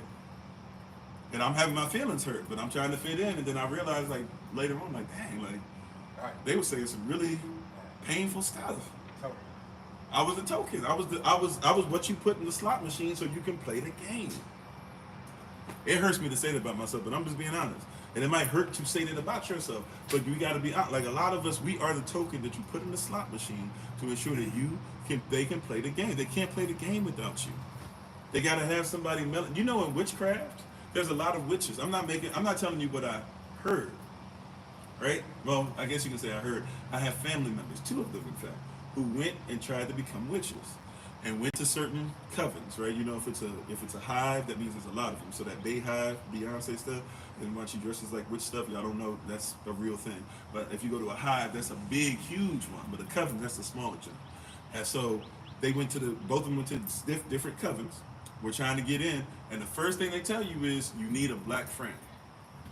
And both of them were like, "What?" Yeah, you got to have a black person because you have to do certain things where you take off their. I'm not even saying whether you believe it or not. I'm telling you what they tell you is you got to have so at least in America, the South. This is what two different covens, Southern witches said you got to have a black person and you got to be able to take energy and stuff from them. I'm not telling you something that I can say I didn't sit there, fine. I didn't experience it. But 2 persons that went through the experience, that's what they came back and said, yeah, they didn't even know that they had gone. One person was saying it, and the family was listening, and then this other person in the family was like, oh, snap, I went to one, and they said the same thing. They didn't even want anybody to know they went to one. One finally tells the experience, and somebody else, yeah, I went to one, that's what they told, and they both black. So we have to do what? We have to take out our own people in order to be witches in society. This goes deep. This is why I said if you know what a Negro is, not black. Remember, Negro and black are 2 different terms. It has become black over time. Negro used to mean by nationality. Negro used to mean you were an Israelite, right? Maybe even a Moor, but you were definitely an Israelite if you were a Negro. Until 1550, when they made a law where they started taking your stuff, enslaving you, and they started saying, hey, we're going to take your stuff, and it became illegal to call a Negro Yehudi, or what they called Yehudiyeh, or what we call Yehavada, which is the word for what? Judah. That's a nation. Remember, the 12 children of Israel are 12 nations. Stop doing the whole 12 tribes. You don't know the word tribe. First of all, TRI is in the word, right? That means it's 3. So you can't have 36 nations, right? It's 12, right? So, and also the word tribe is a romantic thing to when 3 nations, and he even talks about that with those 3 horns plucked, 3 nations were offed. They were taken out because they went against Western Rome. The first Pope, which was the Bishop of Rome, was given power by Justinian. They decided that they were going to fight 10 groups trying to come against it. Then all of them chickened out when Justinian said, I'm going to send in 3 legions to fight y'all. When the 3 legions were on their way, 7 out of the 10 said, we out. They backed out. But 3, right, the 3 horns, this was written before it happened, 3 of them said, oh no, we're going to go ahead and we're going to fight. They fought to the death, they lost, they're gone. So the word tribe is actually a really bad word. You don't want to be in a tribe because you got to be 3 groups that are ultimately slated for destruction. But they'd rather you think of yourself as a tribe than as a what? As a nation. They'd rather you be part of something that's telling you to kill yourself. A lot of y'all can't wait to be part of a Native American tribe. There's no such thing. You can't wait to be part of an African tribe. There's no such thing. And if there is a such thing, it means you're saying that there's a group of us that need to come together with 2 others to be ready to fight a system only to die. I'm not fighting the system to die. I'm fighting the system to live. You see the difference? I'm just saying, we use words, and somebody was talking about spells and all this stuff earlier. You got to catch the etymology. You got to know what the word is. How you doing, Nelson? Thanks for being part of the community. Right? So you have to recognize, like a lot of us, if I'm just telling you stuff, a lot of y'all are unaware. And this is stuff, so when I say these laws are made to be against you, you don't even know, like, who made the law? Right? Who made the law? Who said we, what is it? Somebody got to help me out with the language. We, something, these rights, these unalienable rights, right, that all men are created equal, whatever that says in between. Who wrote that? Was it somebody who treated you as equal? Was it somebody that recognized your value as a human being? Who wrote that? Just a quick question. Who wrote that? How you doing, Playboy Casper? Thanks for being part of the community. How you doing, Takwa? The preamble? Okay. Yeah, but who wrote that? Who's the author of that confusion? Thank you. We hold these truths to be self-evident that all men are created equal. I'm putting 2 different things together. Thank you. Right? You hear what I'm saying? Thank you, Sister Carla. Who wrote that? See, if the person who's saying that all men are created equal doesn't even believe you are a man, then if you stay in what he's doing, you're staying in something that's against you. Thomas Jefferson wrote that. Right? Same Thomas Jefferson Bible, slave Bible, thousands of slaves. They say hundreds. Thousands of slaves. Has a bunch of women he's ever been with. Interesting, you only hear about the Hemings. And the Hemings are most of the persons that he's sleeping around and having babies with. But he had babies with more than just his wife and Sally Hemings. Matter of fact, there's a whole other family that you have to learn about when you go over there before you even get to the Hemings. I'll let you do some research and go down your rabbit hole. I'm just trying to tell you, you're not aware of these certain rights. When you go to these places and you actually see what's going on and you see this is not the Jefferson Bible. This man literally rewrote a Bible. You guys say it's weird when somebody says everybody's been rewriting the Bible. This man rewrote the Bible in his image and what he needed as a Mason, as a slave owner. And rewrote it in 4 languages. An educated folk, an educated racist. Hypocrites, that's right. Hypocrites wrote it. If you don't know what a hypocrite is, right, if you're hyperglycemic, that means your level's too high, right? If you're hypoglycemic, it's too low, if it's, right? So if you're a hypocrite, you're above the criteria. If you're a hypercrite, you live underneath the criteria. A hypocrite is what we call them today. These persons that don't even live by their own word. Right? Or maybe they do, but we don't believe them or take them at their word. If you're going to follow their word and push their agenda, maybe you should take them at their word. How you doing, Thelma? Thanks for being part of the community. How you doing, Janet? Right? You hear what I'm saying? If we're going to push their word, maybe we should take them at their word. Just like if you're going to push the Bible, maybe you should take it at the word of those who wrote it, rather than taking it at the word of those who have. Remember, literally, somebody would look at you and say, no, nobody's ever rewritten the Bible. This is literally, look at the title. Watch this. The Jefferson Bible. The Life and Morals of Jesus of Nazareth, extracted textually from the Gospels in Greek, Latin, French, and English by Thomas Jefferson. That means Thomas Jefferson rewrote it. Right. Or he would say interpreted it, even though you can't interpret. But yeah, that's what he would say. He interpreted for sure, right? In the Smithsonian edition, that means the Smithsonian. Who's in charge of the Smithsonian?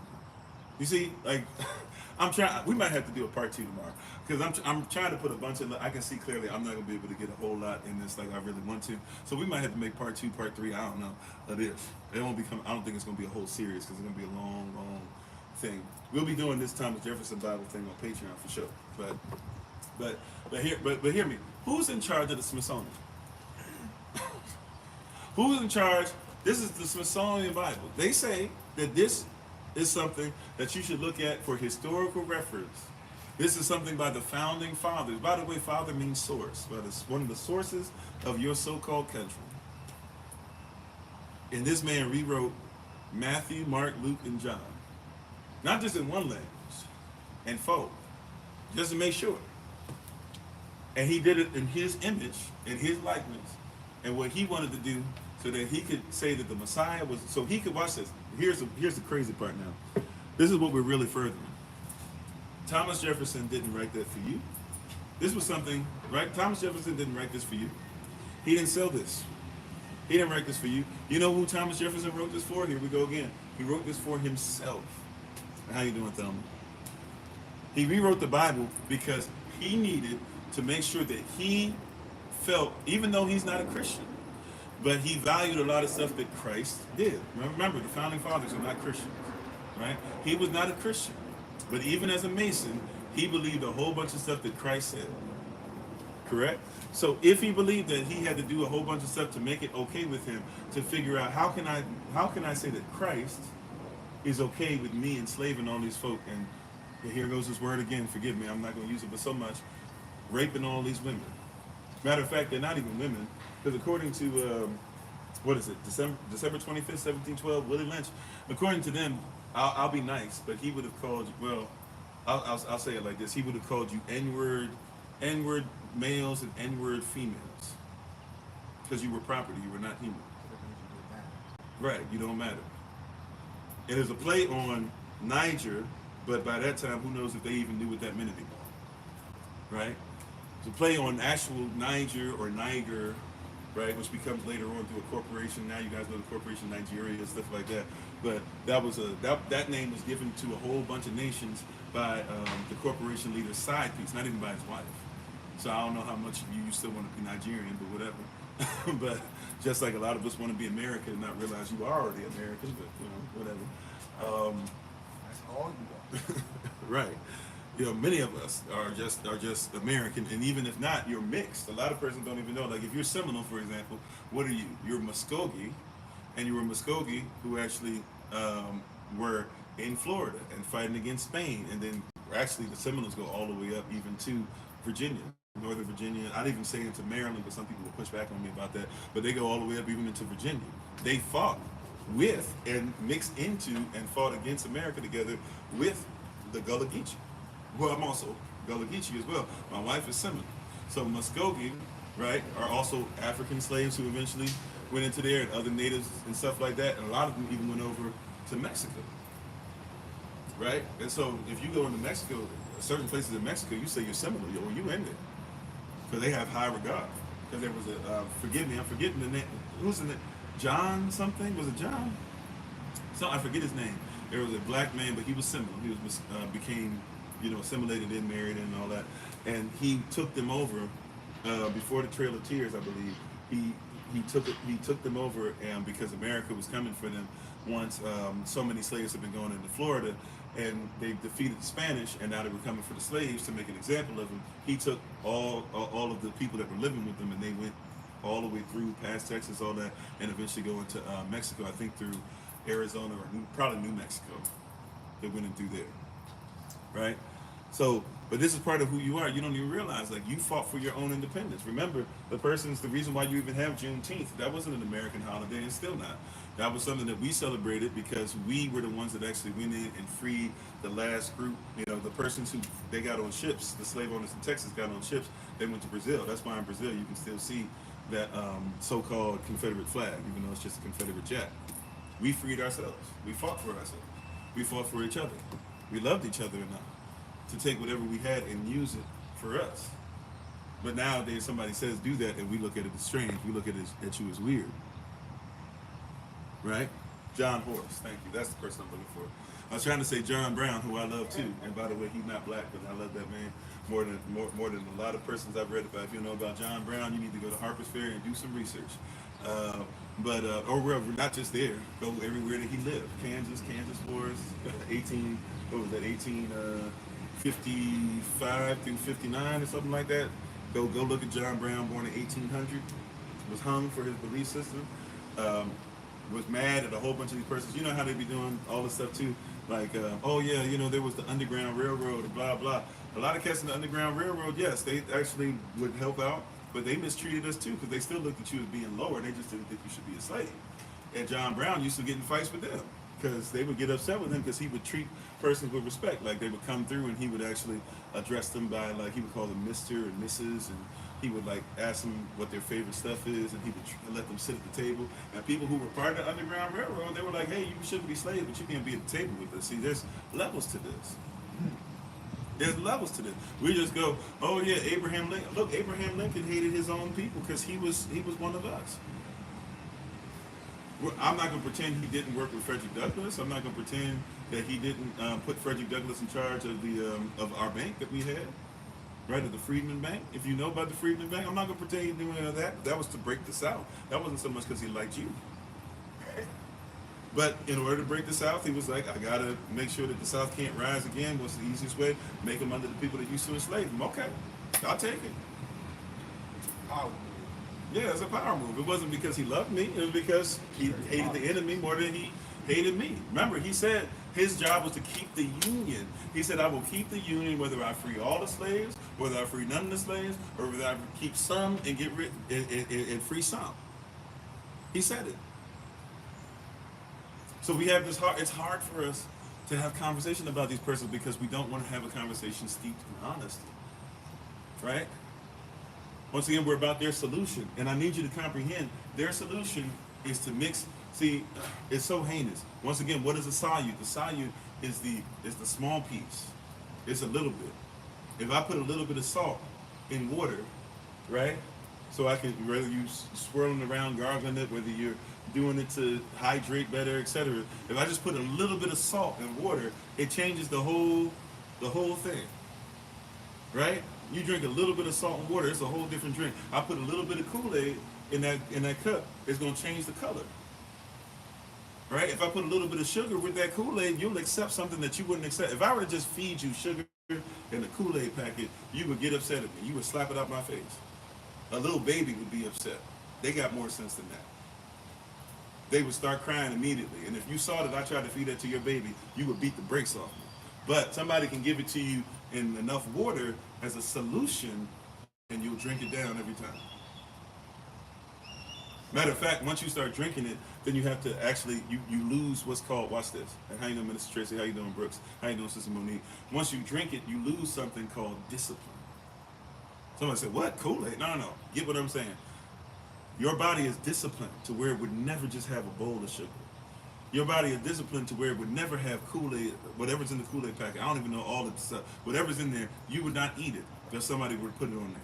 But if I put it in water, water is something your body needs. So when I put it as a solution, a small amount of it, right? The solution has to have a small amount of something that is mixed in and becomes so mixed in that it now is, you think of it as one. See, this is why you even have to come outside of it. And I'm not trying to say this about black and white. I'm just trying to give you an example. This is why there's no such thing as strawberry milk. But you call it strawberry milk. Why? Because the little bit of strawberry, whatever, syrup, whatever it is, concoction that they put in there is mixed in enough, you think of it as strawberry. But there's no such thing, there's no natural thing of milk and strawberry coming together. It's not natural, it's not a real thing. I'm not trying to talk about race. Hear what I'm saying. There's no natural thing. I'm not saying, of course, look, we're human beings. I get that. The only reason why we have to even think like that is because of what this system does. And for us who are trying to fight it, you don't realize you're fighting because you're fighting trying to still drink of the same solution. I'm not talking about that as much as one person. If I mention color, everybody automatically goes to, oh, he's trying to say black and white is bad. No, you're drinking the wrong solution. I'm not drinking solution. I'm drinking pure humanity, pure water, pure spirit. In the spirit, water is water. I would never in the spirit, right, try to mix evil with righteousness. But here you are trying to take milk and trying to put it with whatever this stuff they telling you is strawberry, and now all of a sudden here it is, you're drinking something that's killing you. Here it is that you're taking water and you're putting loads of sugar and Kool-Aid in it, and then you're trying to mix the two together, and here it is where now you're sitting up there talking about this is Kool-Aid. No, it's water that is no longer pure. I'm not talking about color. I'm talking about nationality. Every nation is a pure nation, right? If somebody's in the United States of America right now, and what is ICE looking for? Now, I'm not trying to say whether it's right or not. I'm trying to tell you how nationality works. What is ICE out there looking for right now? They're looking for persons who what? Who are now supposedly. We know they're not doing their job all the way. I get it. Hear what I'm saying? That this is pure, right? We're talking about actualize what it is. If somebody were to say, hey, there are persons who are over here who are not allowed to be here, and I know that gets into, well, Mexicans were here and natives were here. Yeah, I get it. Hear what I'm saying, beloved? We're talking about nationality. They're looking for persons who are not part of your nation lawfully. This is where we're getting to a situation. I'm not saying I'm with just arrest somebody because they look like they Spanish. No. Matter of fact, there's a lot of persons who are so-called Spanish who don't so-called look like they're Spanish, because there's a lot of persons who are so-called Spanish that look European. Just like there's a lot of black folk who don't look like they black. They look European, but does it make them any less black? No. Okay. So I'm just putting that out there because I know somebody ready to put all that in there. I'm not explaining all that today. I explained it just now. If somebody missed that, you missed it. I'm just trying to tell you, if you're talking about actual stuff, you're talking about the Bible, if you're talking about the scroll, if you're talking about the law, how you doing, Sister Greta? The law is supposed to be pure. If somebody's using the law to cook the books, then they are a liar. And we should call them out for that. But it doesn't mean we get rid of the law. What's the law? If they're doing legalese, okay, I gotta learn legalese because they effing stuff up. Forgive me for saying effing it, but you know they effing it up. That being said, they messing it up, right? They messing up, they cooking the books. Fine, I learned the legalese, but legalese is not the law. I learned the legalese just to make sure, okay, when they say this, they manipulating the law. So I know that when I get to a place where I can live by the law, I don't write some of this foolishness, or I can write stuff to protect myself from the lie. Remember, everything that's legal is not lawful. Everything that's lawful is not legal. These are terms. These are real deal terms, right? So we're sitting up here having these conversations. You said I'm taking creative liberties with the John Brown story. Well, I didn't say much about the John Brown story. I mentioned like 3 things. So what is it that you need to make sure? Because are you one of those persons that believes John Brown is crazy? You know, because a lot of people try to teach John Brown was crazy. And all I mentioned the Kansas Wars. I mentioned that he didn't like what some of the Underground Railroad persons were saying. And I think I mentioned that I have love and respect for him. So what did I exaggerate? See, when persons talk like this, you can tell that's solution. They trying to take, you see, that's a little small thing. How can I take a little bit of stuff and say, how can I manipulate it? How can I say that he's wrong about it, whatever? I ain't even saying nothing about John Brown for real. Now, if you want me to go deep into John Brown, just look at the recording. I got tons of stuff where I got love for John Brown. Because if nothing else, like, unlike whoever this is, no matter, you could be black as I don't know what. But guess what? John Brown, he was willing to spill blood for the cause. So I'll take John Brown every day over somebody who's willing to just go ahead and say I should have no love for somebody that has so much love for me that not only as a pastor did he preach about me worldwide and say that it's wrong that persons come against it, he was willing to be kicked out of his own institutions, his own churches and everything, but he put his neck on the line, literally. And when they put the string around there and gave him a last word, guess what his last words? But even though people will fight and say maybe this wasn't his last word, it's one of his last words. But one of the things that he basically said was, hey, America's going to have to deal with her treachery. And she's going to have to deal with the things that she did for the people. She's going to have to deal with it, and it's coming. Just like Thomas Jefferson. Same Thomas Jefferson I was talking about today. Thomas Jefferson on his deathbed, right? Before he says, or before he writes, it's not the last thing he said, the last thing that was written, where he said that Adam survives me or whatever, or was it Adams that said that, right? But they were talked about each other on their deathbed, and they both died July 4th, the same day in the 1800s. Also, too, Jefferson made it a point to say, when I think about the fact, this is what he said, when I think about the fact that God is just, this is what he said. He thinks that God, he wasn't a Christian, by the way, but he thinks whatever God was for him, he said that when he thinks about the fact that God is just, he is afraid of the vengeance that will be visited upon his people. So, if you want me to go down that route, I can, but I'm trying to actually just keep it about making sure that we don't get into the same stuff, but it seems like you've drank the Kool-Aid, the solution. And I'm not here to further that solution, so what I'm saying might taste bitter to you, right? When you take less sugar out the Kool-Aid, it's not as sweet. That's right. Right? They say you got your what is it? All up in the Kool-Aid, don't know the flavor. Right? This flavor ain't sweet. I'm not trying to give you something that's sweet. Matter of fact, to be honest with you, even though I want to lie, I got a bit of a sweet tooth, but I prefer bitter because I know bitter heals your stomach. Bitter heals your blood. Right? So sometimes I'm gonna feed you something that's bitter.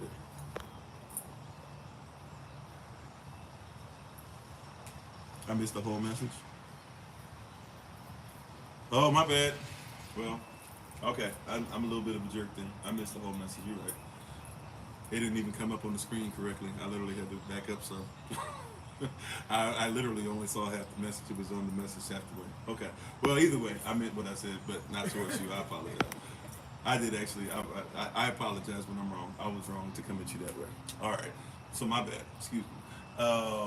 But I meant all those things that I did say about John Brown. Sorry. You were talking about Good Lord Bird or whatever that was, which I have not seen, so I can't even say anything about it. So it's my fault.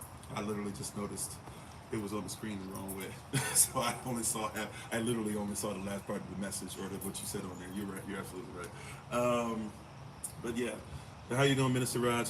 So, in all these things that we're talking about, we have to admit, we have to realize, we have to think about these things, properly and consistent. And we have to be willing to go through, whether apologizing like I did now or just being honest about stuff that's there. Have you guys read, I've mentioned it several times in our live sessions, but have you guys read PTSS by Dr. Joy DeGroy?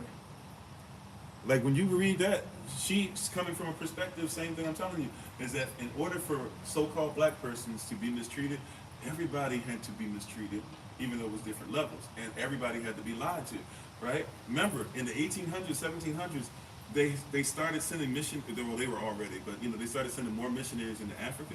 The missionaries are on wax. They on record.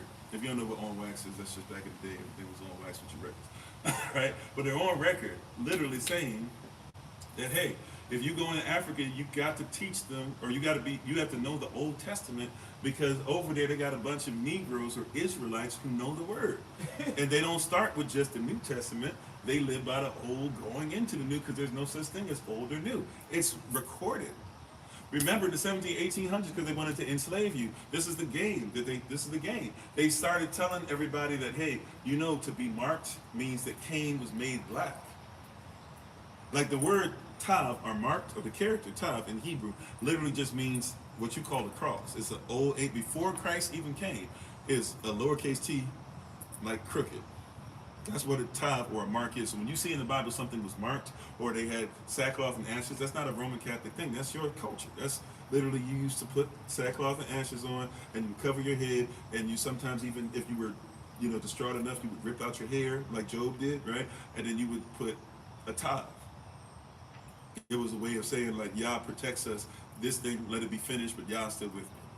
It's a cultural outlook. It's Aleph Bet. You have to know the culture. You have to know what the characters are, right? But you'll hear somebody else say mark, and then they started saying, oh no, this means that if you were marked, you were black. They literally taught that stuff. So now, when you have this stuff, or they started even teaching what they call Hamitic doctrine, where they started telling you Ham was marked, because Ham means hot, or somebody that can handle the heat. And that's where you get this term eventually, that was before that, they used that term to talk about who you call now African, right? Even though Africans, even if you do your research, they stretch out into what you call the Middle East and stuff too, right?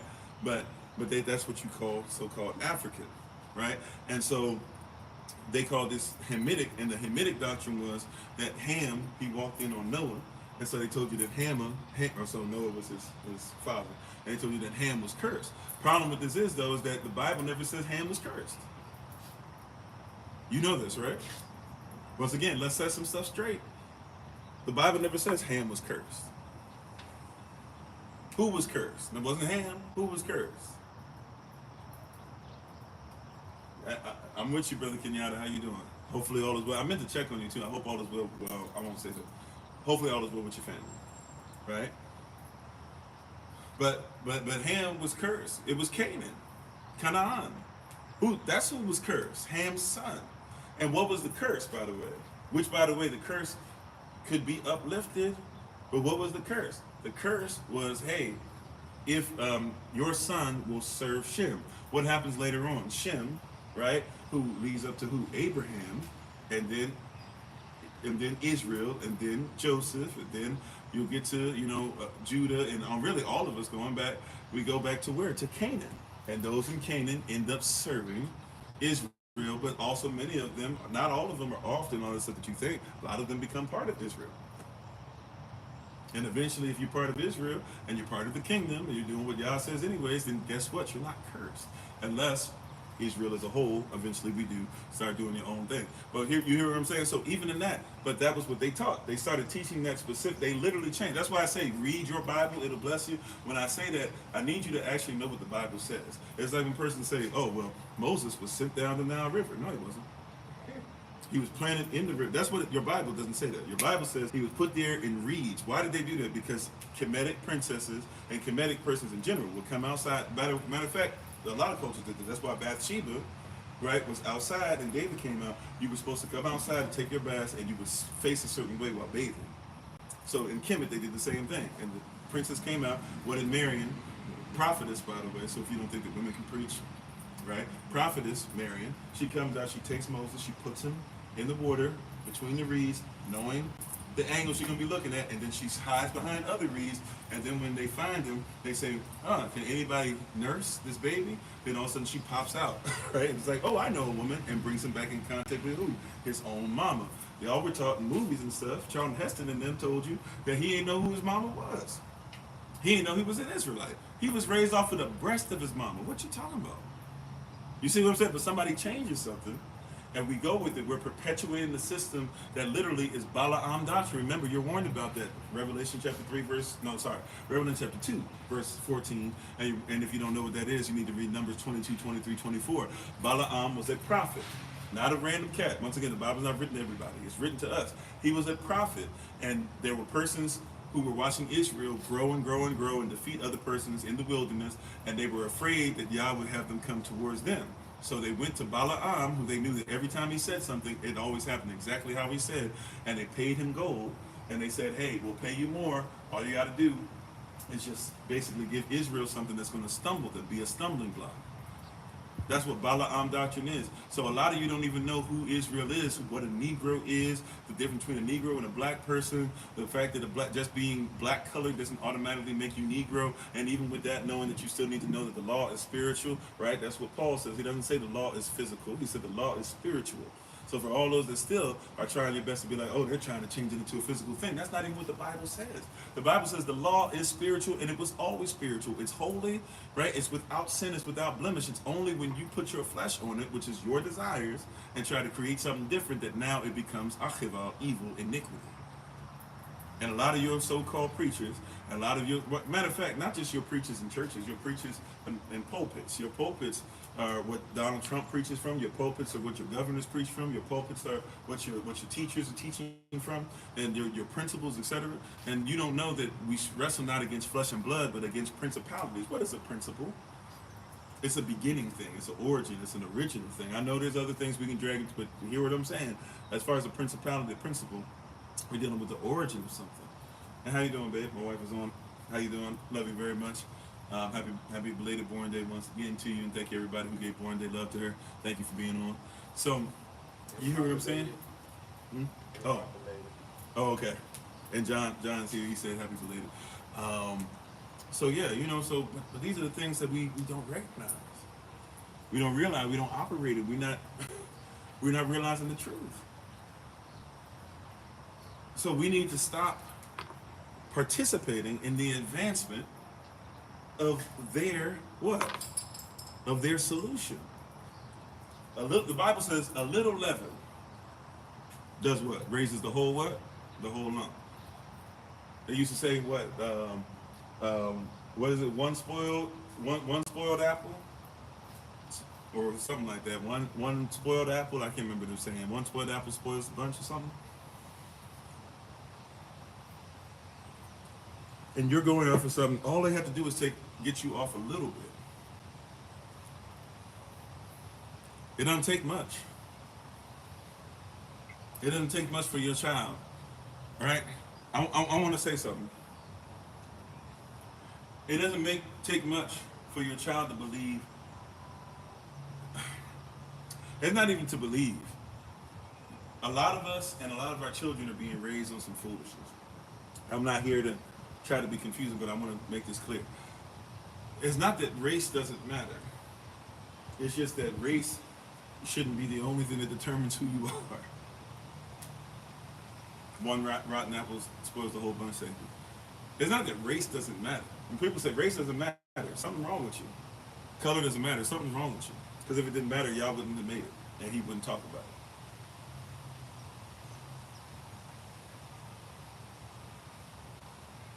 it. Right? If color doesn't matter, persons wouldn't be sitting up here trying to figure out what color should you look for to find out something's poisonous.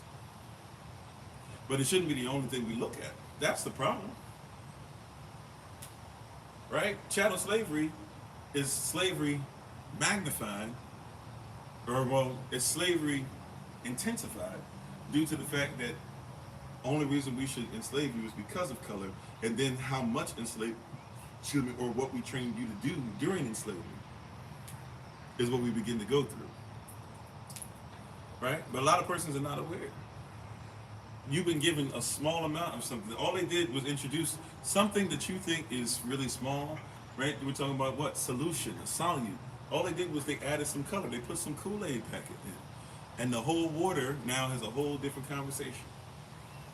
Right? They were taught to do, this is taught behavior in the West that has now stretched out and influenced the whole world. It was taught behavior. You influence the water. You breathe different colors. They did that on purpose. I'm not saying different colors didn't exist before. What they did though on purpose was they said you were supposed to introduce as much, this is what they called it, as much good, right, or pure white blood into that terrible blackness. That's what they taught.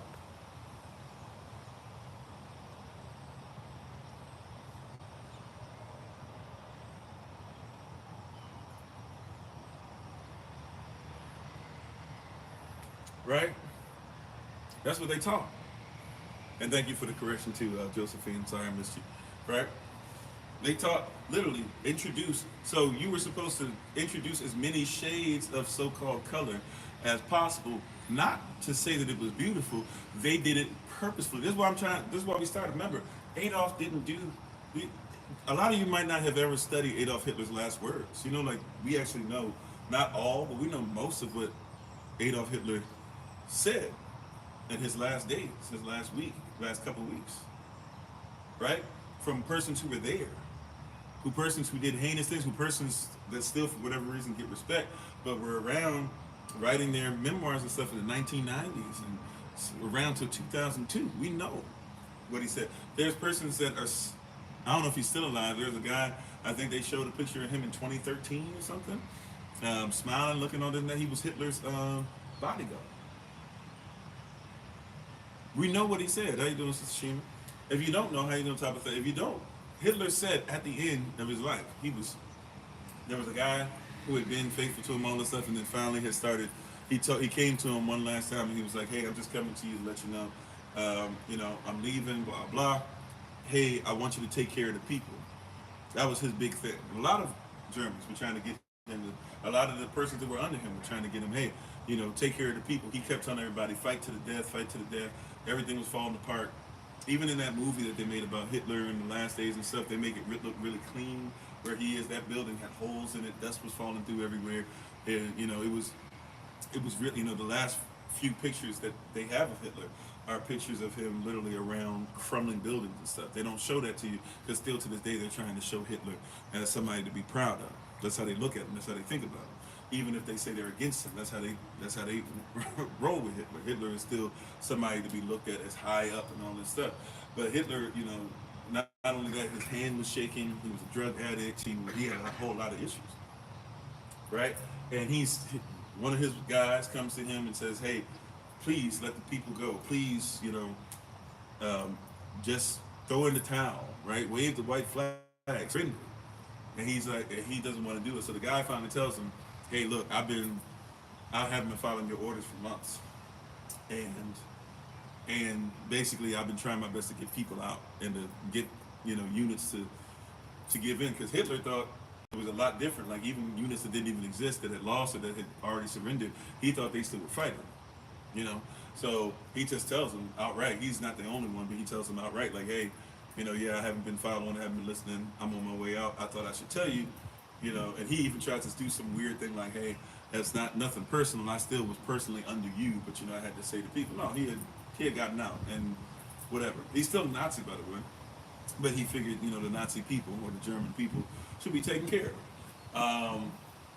Hitler gets upset, and they had this conversation, and he said, and the guy basically asked Hitler after he's upset, he's like, "You don't think that we should save the people? You don't think that we should take care of the German people?" And he says, "No." He says, "Everything is about me." He says, "Everything is attached to me." He says, "The people are my people." He said, if they can't survive just because I'm not here, he said, well then basically like so-called, Germanic, good riddance. That's what he says.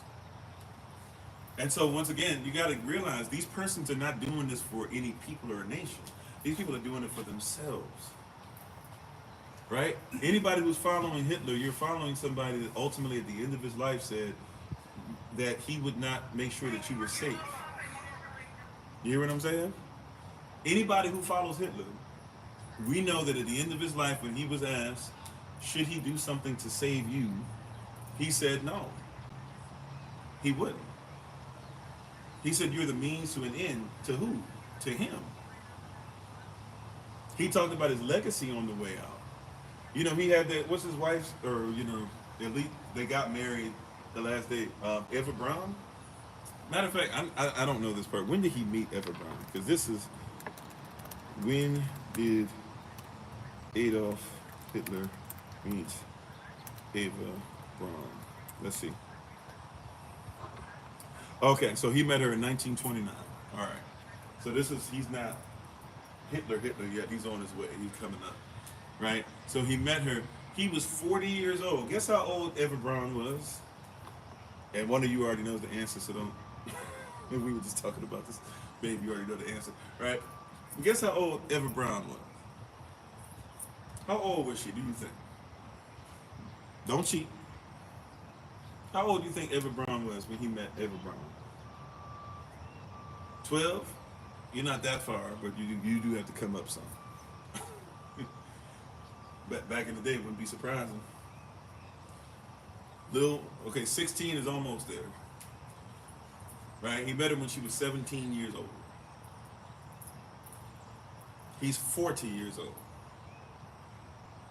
And as far as we know, he never really even showed too much, whatever, pleasure, discourse. They might have been sexually involved, but also too, Hitler had issues, not even trying to make fun of anybody. He had issues with his testicles. Like he had when he tried to join the army, he had to like get some false paperwork or something done, or he had to go through all this extra stuff because he actually had issues down there. So we're not 100% sure, what Hitler was or wasn't doing sexually, and I don't really want to know. But I'm just saying but he met Eva when she was 17, and she followed him blindly. Right? She followed him blindly to the point to where when they're in the bunker at the end, and and I'm not just talking about the movie, I'm talking about what's actually written out in persons who actually were there and written it in their memoirs and stuff. He finds out that her brother-in-law basically is, or at least they say he's a traitor. I'm not sure if he was or whatever. I had to go back, but basically they say he's gonna die because I think he was trying to leave, and so since he was trying to leave, he's considered to be a traitor. So once he's trying to leave, Hitler's like, off him. She finds out about it. She comes to him, begs him, please don't do it. And he basically says, all traitors got to be dealt like this. And she gets her face together, and she's like, all right, mein Führer. Right? And that's what she needs to do. Right? But that's it. How you doing, Brother Keith? If I didn't say it so earlier. But he understood the game. He messing with a little baby. He's messing with a little baby. Right? He got control, manipulated. Matter of fact, when you look at Hitler's stuff, see, he did this for himself. If you go to, now I know somebody will say it's a lie because the words are slightly different than what I'm saying. So granted, the words are I'm going to make this a point to say, the words are slightly different than what I'm about to say. Okay? Slightly different. That being said, if you were to go to, it might even be, what's the main concentration camp? Which, by the way, American names are on the railroad tracks that are leading up to the concentration camp. What's the main concentration camp? Somebody help me. What's the one Auschwitz. Thank you. Auschwitz. I believe it's at Auschwitz. I could be wrong, but I believe it's when you go into Auschwitz and you go into the concentration camp and you look on the wall, you will see a plaque right above those gas ovens they were using to literally cook people to death. And when you see that plaque, right, when you walk in there, Hitler has a saying that basically says, I want to ensure that I'm raising a generation to lack moral value.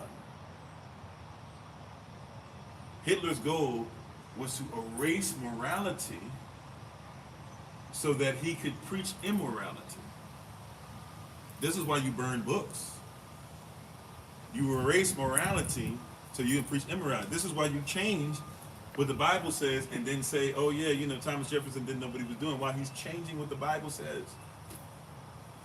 Because if I can erase morality, I can now preach immorality. Right? Let's keep it a buck. We're pushing a system that keeps erasing, and I don't care whose version of it that you want to call it, or who was at the helm. When Barack Obama was erasing morality, it was still wrong.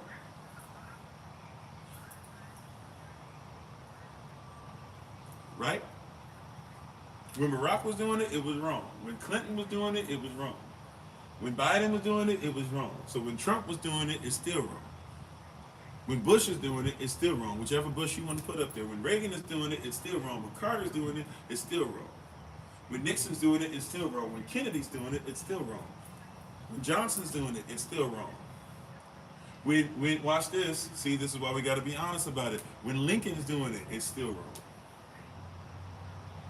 When Thomas Jefferson's doing it, it's still wrong. If I get to change morality, remember, this is one of the biggest things that happened with even the Roman Catholic Church and Martin Luther. Martin Luther, who never wanted to stop being Roman Catholic. What he told them was, you can't keep changing all this stuff, including you can't change creation. Once you change creation, you've changed what the Bible says. When you change what the Bible says, well, then we can't say that we live by the Bible. If you change the Sabbath from the day of rest from the seventh day to the first day, even though it's not the actual Sabbath, but you get what I'm saying. If you change it, we got a problem. A lie is a lie, but see, you have to be immoral enough, right? You can't, if you change the truth, telling the truth is morality. So if I change the truth, I have to be immoral. You see?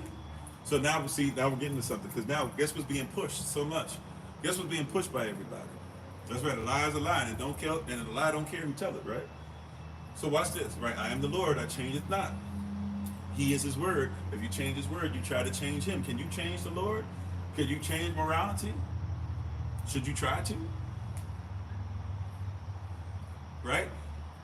Until heaven and earth pass away, Matthew 5:18, until heaven and earth pass away, should not one jot or tittle in any wise pass. We shouldn't change the most minuscule of measurements, because every character has numbers attached, and we shouldn't even change the way it's written. But when you change the law, you change morality. That's why you got to learn legalese, because legalese is the immoral person's technique, right? I know there's immortal technique, but I'm gonna change it, right? That is the immoral. I see, y'all forbid, right? That is the immoral technique. Legalese is the immoral technique to shift you from morality.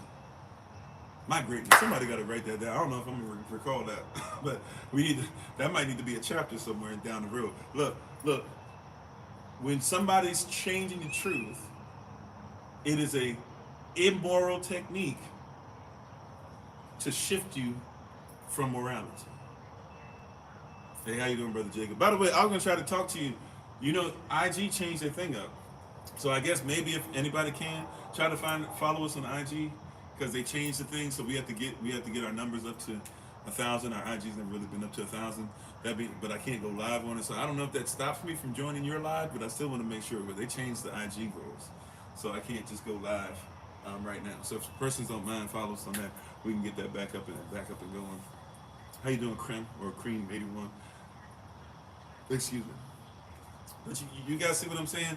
There's this immoral technique to shift us from morality, right? If I lie about what came before, I am immoral by definition, right? So if we know that the original American is a copper-colored person indigenous to the Americas, and somebody tries to shift that to something else, that is immoral. If somebody tells you that the United States is a country, and then knowingly in the USC United States Code it is a corporation, that is immoral. And all these persons are shifting this, and your belief is that they're doing it for you. So now, here comes the deal. When we say, Hitler was lying, somebody says, well, he might have been lying, but he was doing it for his people. No, at the end of his life, he said, this ain't about, I could care less if they die. Right? This is somebody who has evolved, not realizing that their evolution has actually caused them to devolve. Right, because evolution is something that says that it's about the preservation of favored races in the struggle for life. Remember, 1859, Charles Darwin's book is called The Origin of Species by Means of Natural Selection, or The Survival of Favored Races in the Struggle for Life. And if you're saying what I'm saying about Hitler, somebody's saying, what are your sources? See, once again, somebody's like, I need to make sure that I get somebody who's there, somebody who's actually blah, blah. We literally just talked about this. Look at the woman who wrote her memoirs, who was there, indicated with them in the 1990s. Look at the woman who actually was there as well. But, the woman in the 1990s actually offed her children because she couldn't imagine a world without Hitler. Right? The woman that was there, who survived to the 2002, backs up what she said. What about his bodyguard? Did they have a video with him talking in 2003? Those are just the closest ones, right? The movie that was made about him recently the American movie, right? But you know, done in German and all this stuff. They take liberties for sure. That being said, most of the stuff is actually based off of the memoirs of those who were with him. You see what I'm saying? Like somebody's always waiting to see how much they can keep up the foolishness. But at some point, we should realize that these persons are not trustworthy. But what happens is we try once again the solution. The solution is basically saying there's a small little bit of Kool-Aid, but it can change the whole state of the water. So if we don't purify the water, or just say, hey, maybe this pitcher needs to be cleansed, and we need to fill it with actual water, like straight up water, not the plastic stuff, right? Not the plastic stuff that's in you for so much, right? That's in you so much. You hear what I'm saying? Not the plastic stuff that's in you so much. A lot of persons don't know that there's like people who literally have like a credit card worth of plastic in their head, in their brain. Did you know that a lot of you have so much plastic in your body now, right? The source for that is, you know, look up scientific, scientific magazines. I don't know if you want to look at YouTube or whatever. Maybe that's not the best of sources, admittedly, not all the time. But you know, do some research, read. I'm not here to sell. I'm sorry if somebody's like, hey, unless you give me every single book that's ever been written, because if that's the case, your questions, unless I see where your questions are, if your questions don't have sources, why should I answer them? You know, it's a weird thing. But you hear what I'm saying? Like, some of this stuff, we need to stop believing the persons that we know have been lying over and over and over again. Joseph Stalin had his people under the belief system that he did nothing but care about them and won the war, this and that, or whatever. Joseph Stalin's still there, person nowadays that are keeping up that same thing, because Putin has been putting Stalin back up as somebody to be followed, because Putin follows some of the same stuff. That being said, Joseph Stalin offed more of his people than Hitler ever did with the 6 to 10 million or whatever you want to call it. He did more with his own people before they joined in World War II, right? Before they joined in World War II started in 1939, but we're talking about as far as when Russia joins in 1941, until then, right? He's offed more of his people. He offed more of them after that than he did before, right? What about we talk about Hitler, and some of us will talk about Stalin. We don't even want to talk about Churchill. What did Churchill do? I mean, we don't want to talk about this. I'm sorry, forgive me for not remembering her name. Who's the prime minister? Who was the first female prime minister of England? How many people did she off? We don't talk about that. We're not supposed to, right? Because that would be too much like right to actually talk about morality. Thank you, Margaret Thatcher. How you doing, Mr. Mason? Thanks for being part of the community, right? We don't want to admit that this stuff is there, right? Also, too, what about Japan? Because ultimately they didn't care about color. They were trying to win. Wasn't Japan allied with Germany? And wasn't Japan allied with Italy?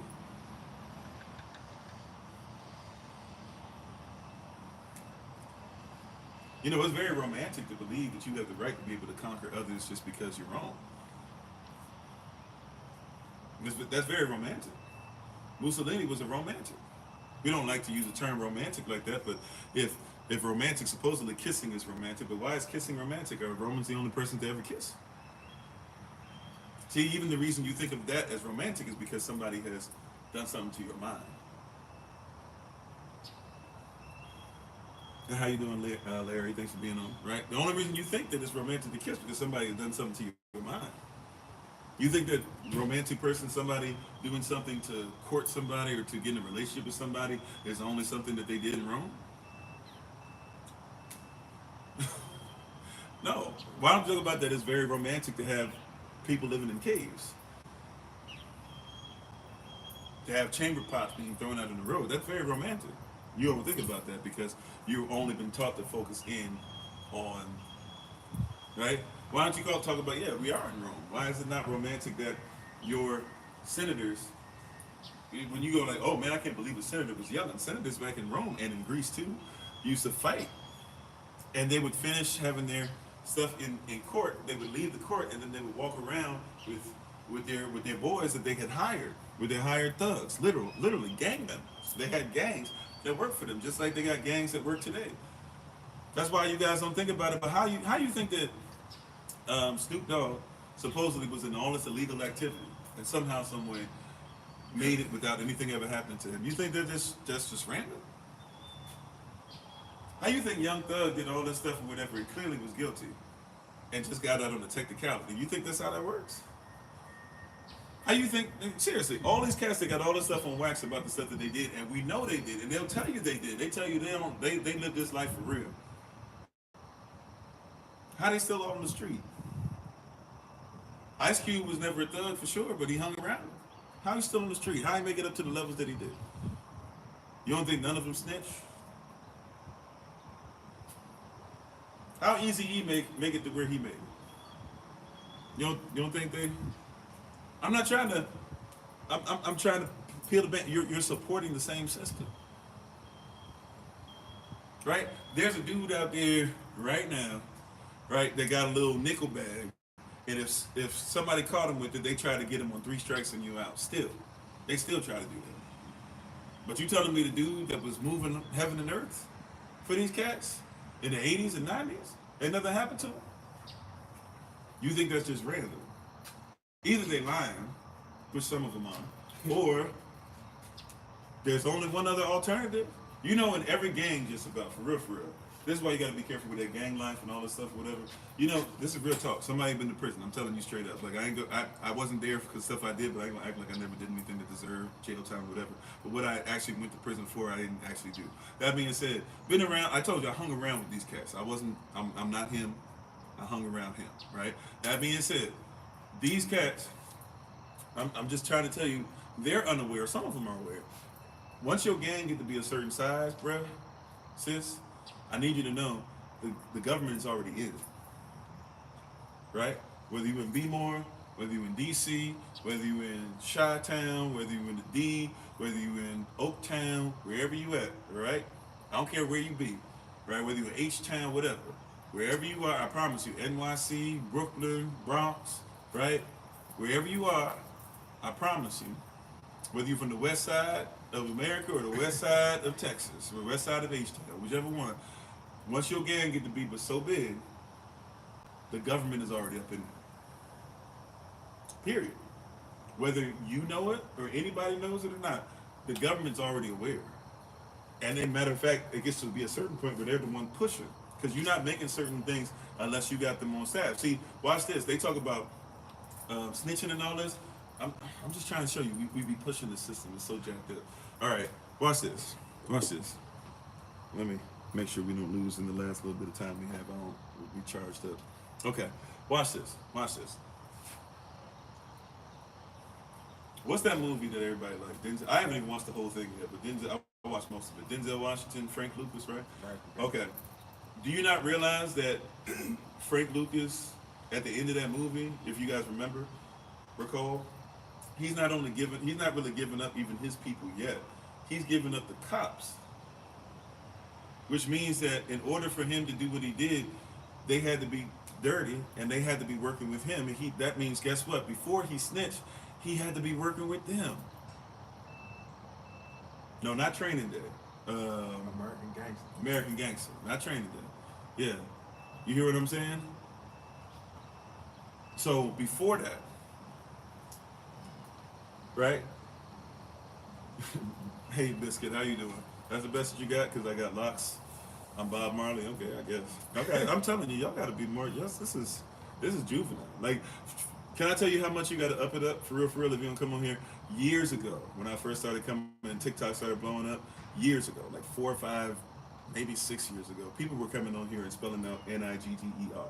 So for you to just say I look like Bob Marley, you got to get better. Okay, seriously, I'm years like you. That's juvenile. Okay, I appreciate the thing though. If you want to stick around and learn something, but you probably don't. You probably want to just have a great day. Thank you, moderators. Appreciate you. So, anyways, right? People on here so crazy.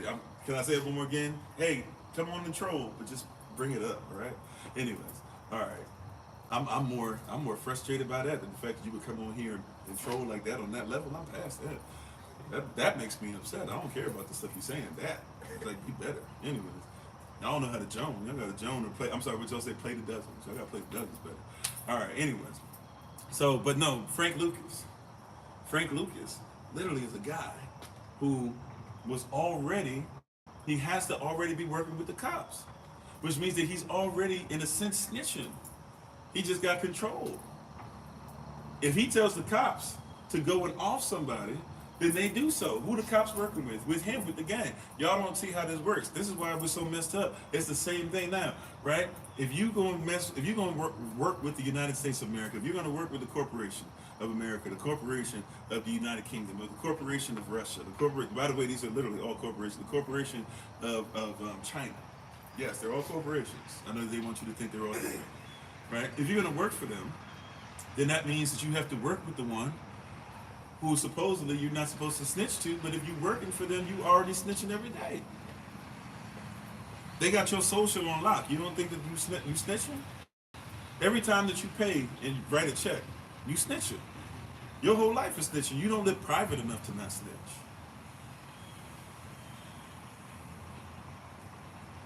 You hear what I'm saying? You're not private enough to not snitch. To be honest, I'm not where I want to be to not snitch. If I did, I couldn't really come in front of y'all and teach. I'm able to be just off enough and let them know when cats come near me like, hey, I don't want nothing to do with y'all.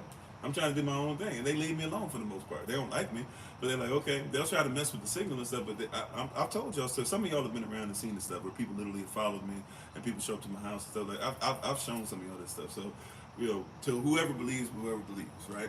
Elder Almanan, we just saw, I forget what we saw during this last week or whatever we were gone, but there was stuff that we saw and people following us around, stuff like that. That happened all the time, right? But that being said, right, in order to snitch, like people talking about snitching, you already part of the system, bro. Like you're not separated from the system enough to be talking about not snitching. You're not private enough. You're in the beast. Now what you're supposed to do is be in the beast but not of it, so that even though they might be able to see you, they can't really see what you're doing out here. See, that's a supposed, I don't want to, I know how some people feel about this word, but that's the magic trick really, is you try and learn how to make sure how to sleight of hand. You're doing business with the beast, but you're not of it.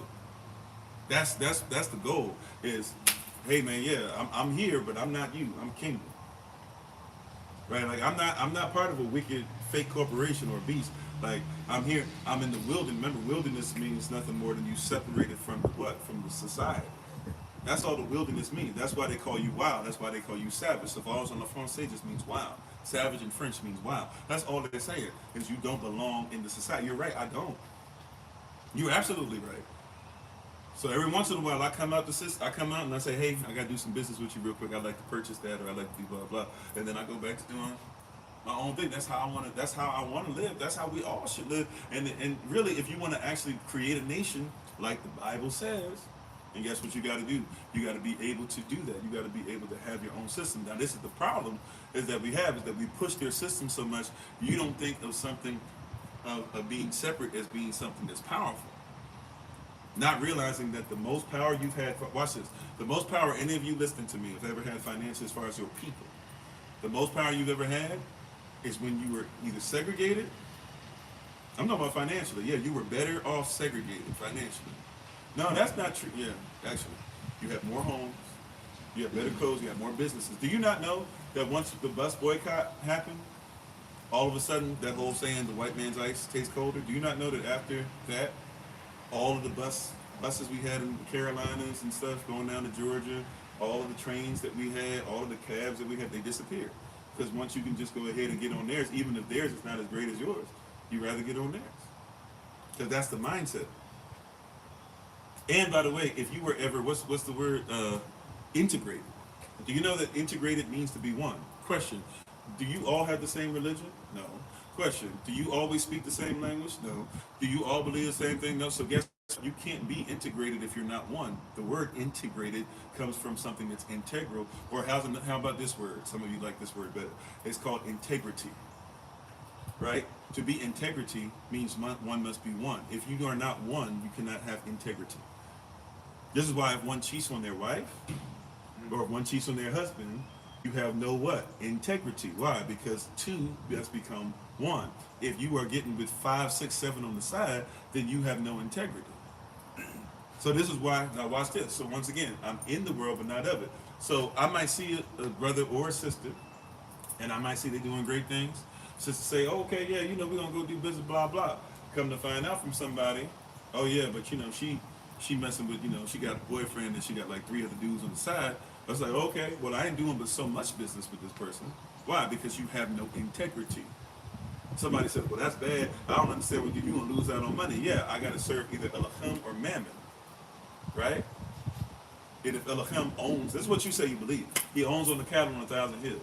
But then all of a sudden, but I can't, but if they don't pay me millions, well, if they can pay, watch this, I'm not a millionaire, but I travel quite often. I live a great life. My wife and I are able to do great things together. I'm bringing a community together. I love on persons, persons love on me. I protect persons, they protect me. And even if I haven't gotten exactly where I want to be, man, I'm on my way to doing stuff that I never thought was even, first of all, I didn't even know this stuff existed, but then I didn't even think it was feasible or possible.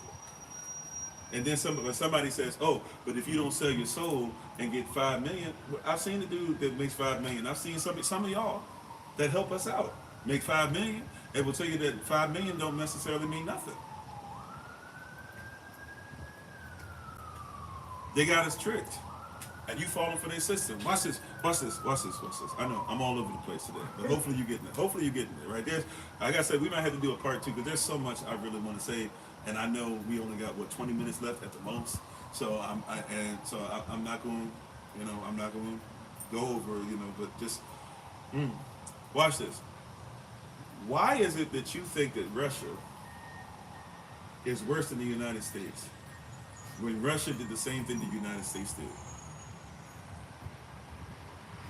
I'm gonna say it again. See, this is, you were taught so jacked up that you don't even realize they're all. It's like somebody saying the kingdom of Spain and the kingdom of Britain and the kingdom of they're all cousins. Some of them brothers and sisters, married each other. They're the same family. The only difference is the Spanish person speaks Spanish, right? The English person speaks English, and really they're all Germanic or Visigothic or Latin variances anyway. They're speaking the same language. Those of you who do this study with us, I'll do a little bit of it with you guys on here to get you know our beaks wet and stuff. But for real, those of you who go through this book with us, when we start going through this book, when we do Patreon, and we do the 2 levels of this study and stuff we're going to do, I promise you're going to see French in English and Latin, right? It's French, English, Latin, and Greek. You're going to see so many of these words are the same words. You're going to be surprised how much other languages you speak. Nobody's ever taught you, hey, when somebody, like for example, this, even though this is really called something else, it's mud cloth, but this chemise, à la français, in French this is chemise. Well, guess what? In my language, this is also chemise. Not Israel, sorry. In many West African languages, we would also refer to this as chemise. Not because we speak French, but because the French learned from us. Now watch this. Watch this though. Not just chemise, but then if you speak Spanish, what would you call something like this, even though it's not technically it, but you would call it camisa. You speak in the same language, but nobody ever told you where did it start and where did it originate and this and that. So you speak the same language, but you don't even realize. So when we start going through this, you're really going to see. But back to my question, watch this. Why do you think that Russia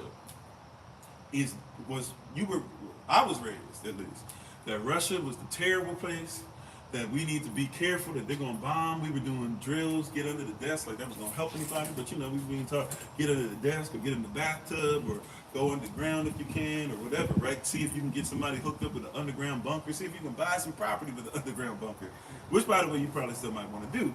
But I'm just saying that's what we were taught because Russia was so bad. But here it is, for real, if we just be honest. Which again, honesty, steeped in honesty, right? If we want to be honest, pure, get that Kool-Aid out and say, let's actually have some water, right? Get that strawberry out, let's just have some milk. All right, watch this. In honesty, let's just do some comparison. Russia was said to be evil because they gobbled up all these countries, but why didn't they tell you that England gobbled up all those countries too? Why didn't they tell you that France gobbled up all those countries too? I'm not talking about old, I'm talking about World War II. When it was ended. Why didn't they tell you that America gobbled up all those countries? They just called it territories. They didn't call it colonies. Right? Russia just said, we'll just say that these are states. They literally called them states. Like you have states. Didn't you just do that with Hawaii? Didn't you just do that with Alaska? Didn't you just do that with Texas and New Mexico, with Arizona and California? Ain't none of that belong to you. Matter of fact, weren't you doing that with the colonies? You say the 13 originally, even though they were technically more like 16, 17, 18 colonies, just 13 of them ended up fighting for independence. And they didn't fight for the people, they fought for, once again, the persons who were in the room. Thomas Jefferson, who you're told was this teenager and whatever, no, he was 33 years old, right? But when he wrote Declaration of Independence, they came to his house in Monticello. See, that's why I say, visit the stuff for yourself. Don't just be listening to me. Go to his house. They still making money off of them 5,000 acres. They still making money, right? Right? Go over to his house. You have to spend a little money. It's kind of a catch-22. It hurts a little bit, but you go over there, spend a little bit of money. Spend the time. Get yourself a hotel. Spend a couple days there, right? Don't even just spend one. Get in there. Go watch the videos. Go to the gift shop. Walk around the land as much as they'll allow you to walk through. See how the slaves lived. See how his so-called wives lived and all that stuff. See how his children was out here living while they try to tell you, well, his children didn't have to work as hard as everybody. That's a lie. That's a lie. Some of them didn't, but guess what? Some of everybody. There were house slaves, there were field slaves. That not everybody had to do the same thing. That being said, right? Thomas Jefferson, you go to his place, you'll see this or whatever. This same Thomas Jefferson who helped the French, by the way. You know, the French were in bed with them. The French, they actually stole money from the French because they couldn't even afford their own war. But anyways, America had all these colony states, all this stuff. Well, guess what? So did Russia, right? And America had chattel slavery. So did Russia. Stop letting them lie to you, right? Stop. I'll hold it up again for you. But stop letting them lie to you. Stop. I know y'all. Some of y'all believe in the whole Putin thing and all this stuff. Oh, you know that they really don't have. You know, they liked. What was it? Oh yeah, because they'll admit that Madonna and Christ Child, whatever they call it, is black, and they never had chattel slavery done. That's a lie. Look at Gannibal. Anybody know who Gannibal is? Y'all remember who Gannibal is?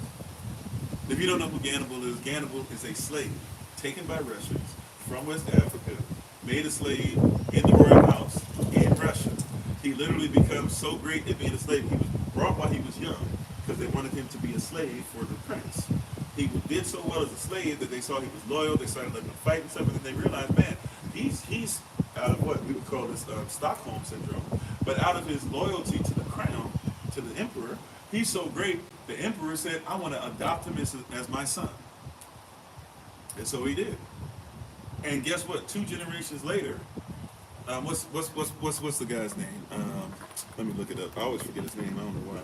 Gannibal's son's name. Grandson. Actually, I should say that's his son. Say grandson. Yeah, so his son is Abraham, you see the word there? Abram Petrovich Gannibal. But his grandson, sorry, I said his son, let me get his grandson. His grandson's name is, I always forget, I'm sorry, Alexander Pushkin. Alexander Pushkin, right? Alexander Pushkin, who's considered by many to be the greatest poet ever, and if not, definitely in Russia is considered to be, if not one of, it's usually considered to be the greatest poet ever. And it is Alexander Pushkin who even rewrites the Russian language because it was so jacked that just like they had to do with the alphabet with the Greeks and they went to Israelites to help them with that, the Russian language was so jacked that they had to go to one-day slave. I'm checking to see this guy clothes. Okay. Yeah, but they were so messed up they had to check and see if they were doing it with their slave.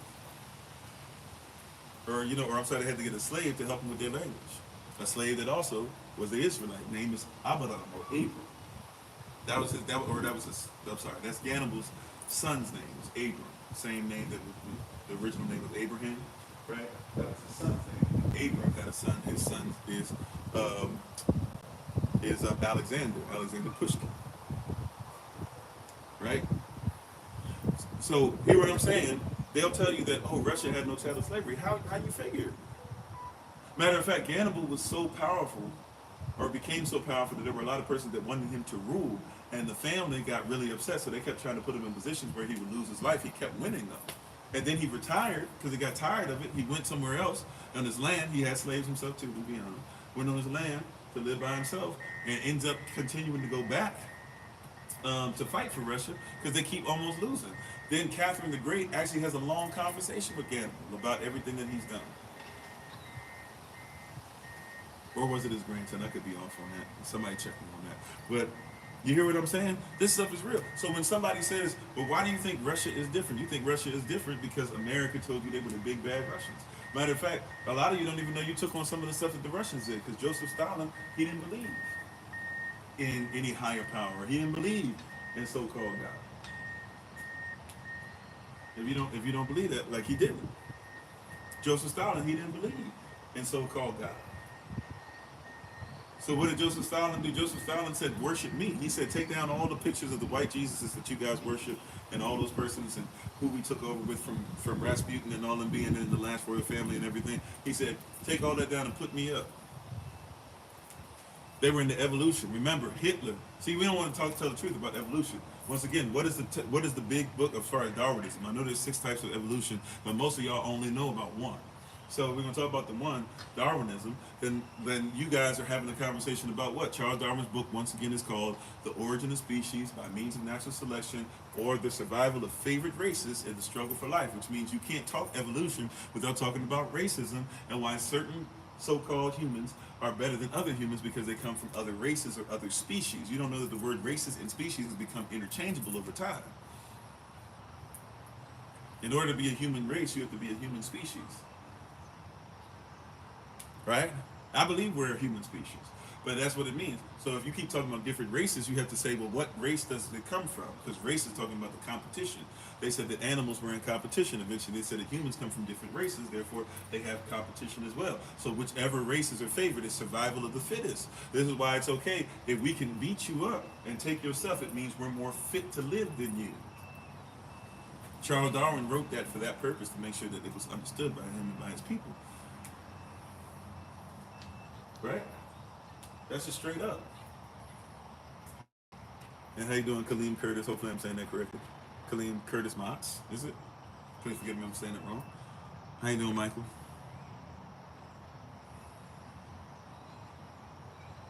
I think it was because of safety, or the thought of safety. They would kill a whole less if white people are on it also, but they would if only black people are. I mean, not really, because once again, during segregation, just to answer your question real quick, because during segregation, we were on buses all the time, and we weren't getting killed just because we were on a whole bus. I mean, is there possibly like an outlier in that? Sure. But if you're already in a place that's segregated, living by yourself, and you're supposed to not touch anybody else's stuff, so be it. Right? But I'm talking about not just only with segregation, I'm talking about also when you were royalty. Segregation and royalty, because when you were royalty, you know, when you had your own nation, when you had your own land and stuff, what was the issue with that? Not until somebody else comes along and reintroduces Western sensibilities, and a new Western sensibility that now is chattel slavery, does that become problematic. How you doing, Abdul? Thanks for being part of the community. So the only reason you think of Russia being worse than the United States of America is because somebody told you they were, when in fact you guys did the same things that Russia did. Matter of fact, you guys became allies with Russia, and remember, if you're doing that, that means you gotta follow the line. Well, what happened before that? Remember, Adolf, Germany, and Joseph, Russia, were allies. It wasn't until Adolf then attacked Joseph that all of a sudden he wanted to be allies with America. But everything that Hitler stood for, Stalin did it more. Who had more land, Germany or Russia? Who had more people that they could off, Germany or Russia? I don't know if this is DRA, if this is Dre, Drop, please forgive me, thanks for being part of the community. Ask yourself that, right? Go look. See? And we became allies with the person that we knew, just like we knew what was going on with Germany. We knew that they were committing genocide. Outright. We knew they were committing genocide in Russia, just like we knew they were committing genocide in Germany. When I say we, that was when I was considered to be an American. I'm thinking about that. But I'm just trying to tell you, those of you who think you were in the West, England knew, America knew, France knew, they still became allied forces, right? And cats don't forget, you know, places I mentioned earlier, Japan got into evolution, and they thought that evolution helped them because they believed that evolution showed them it was okay to mistreat all the persons they would mistreat, and all the countries they would, eviscerate and all that stuff. They thought it was okay because they believed the Japanese were better because of how they evolved, who they evolved from. So once they found out about evolution, that caused them to go deeper and do what they did harder. Guess who else said that? Adolf Hitler did. Guess who else said that? Joseph Stalin did. Guess who else said that? Mussolini did. So those who are in the evolution, you're furthering a system that hates you, furthering a system of oppression. You said atheism is a logical fallacy that assumes God is the religious idea of the creator of the creation to conclude wrongly no creator exists because a particular idea of God doesn't exist. I mean, somewhat. Even God within itself is a Germanic way of saying you can worship whatever you want, right? But there's a lot more into it, right? But yeah, atheism, agnosticism being slightly different, but also being in the same lanes. Yeah, I mean, I see what you're saying overall, right? You said God is all of us. Well, once again, God is a Germanic. See, this is why I say I'm not going to fall for the okie doke. God is a God and good are the same word. They're Germanic. It's Germanic language. God or good means that you can worship whatever you want. So a lot of you don't know when you say God morning or good Gaud morning, right? Or really it would be Gaud morning because morning is slightly different. So Gaud morning, right, is basically saying that morning is talking about something where it's not the same as morning, which is the mourning that you do when somebody dies, but it is attached to a Germanic spirit that is worship, an idol. And so when you're saying that that's the God that you prefer, or the God that's protecting your start of the day, right? Or even Guten Tag, good day.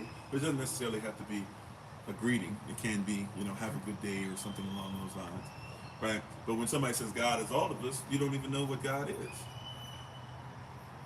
God can be whatever you want. So if you can make up whatever you want to worship, then that's very true. That actually leads to a very atheist mentality, right? Or an agnostic mentality. Hey, people have made up whatever they want to worship, for sure. That's a God, by definition. That's a God. So you're absolutely right. So the Germanic and what has become the Anglo-ish type of thought process concerning God mixed in with very much so Greco-Roman norms has become what you have lived in the fallacy. Even if you call yourself Christian, which once again is mixing iron and clay. A lot of persons don't even know what that means.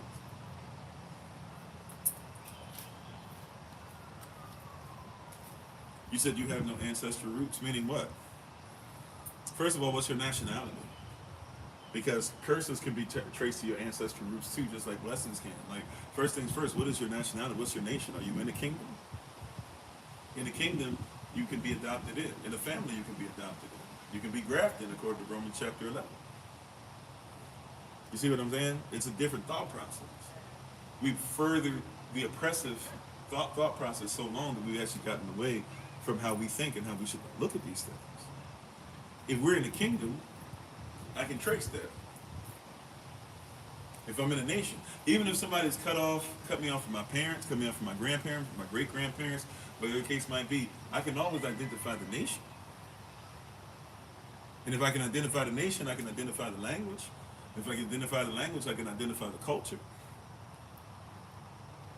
Yeah, see what I'm saying? You're saying you're black and quarter something else. Black is not, well, black can be a nation depending on what you do. Like you're talking about Kemet, Kush, slippery blacks, Eritrea, Ethiopia, South Sudan. Some of these can be looked at as black, blue black, certain things like that. But or even some natives who have black in their title, their name as well. But that being said, I'm not talking about the color. You see what I'm saying? Like that's what we've been taught. First thing we do is we go, well, I'm a quarter white and I'm a quarter black. White is not even the color. White by definition means clear, opaque, see-through, reflective. So, if you see white polar bear fur under a microscope is clear. White snow under a microscope is clear. White, the color white in anything means it gets lighter or it gets to a point where you can't see the color. Right? If you look at a white blood cell under a microscope is clear. There's no color white. So, right? So, and everybody who exists is melanated. No matter what's at the center of your melanin, we can have a different conversation about that as far as physical. But as far as like actual color, or everybody who exists has to be melanated. And when you die, your melanin begins to fade or it begins to go into something else. You said so they fake whites? No, what I'm saying is that white is well, yes, I guess actually. Yeah, they fake white. There's no such thing as white. There's no such color as white. White is something that's not made as a color to be attributed to somebody until you have so-called families that need whiteness to be the reason why they can be over everybody. And by the way, I can't recall somebody. If you want to look up their name, I can't recall the person's name. There was a guy that worked for Richard Nixon in his cabinet or whatever, and he made it a point to say, we are telling persons that they're white and telling persons they're better than black persons. He said, if you tell a person that white, not the black person. Remember, I said everybody has to be involved in this in order for it to be a system. We're forgetting this is a system you live in. It's not just only black people live in a system, the white people, no, we live in the same system, right? And the white person who even begins to believe they're better because they're white is taught that because they'll fight. He even said that. He said they'll fight harder for the person that oppresses them. Matter of fact, he said, even if they don't have a dollar in their pocket, they'll hang on to this so-called fact that they are white. Is it Kissinger? Okay, maybe it's Kissinger. But he said they'll hang on to that more than the fact that they're poor. They'll hang on to the whiteness because they've been told that the whiteness makes them better. So he said that the poor person will give you the last dollar in his pocket because you have made him better because he's white. He's poor, just like you. Martin Luther King Jr., famous story. He's in prison.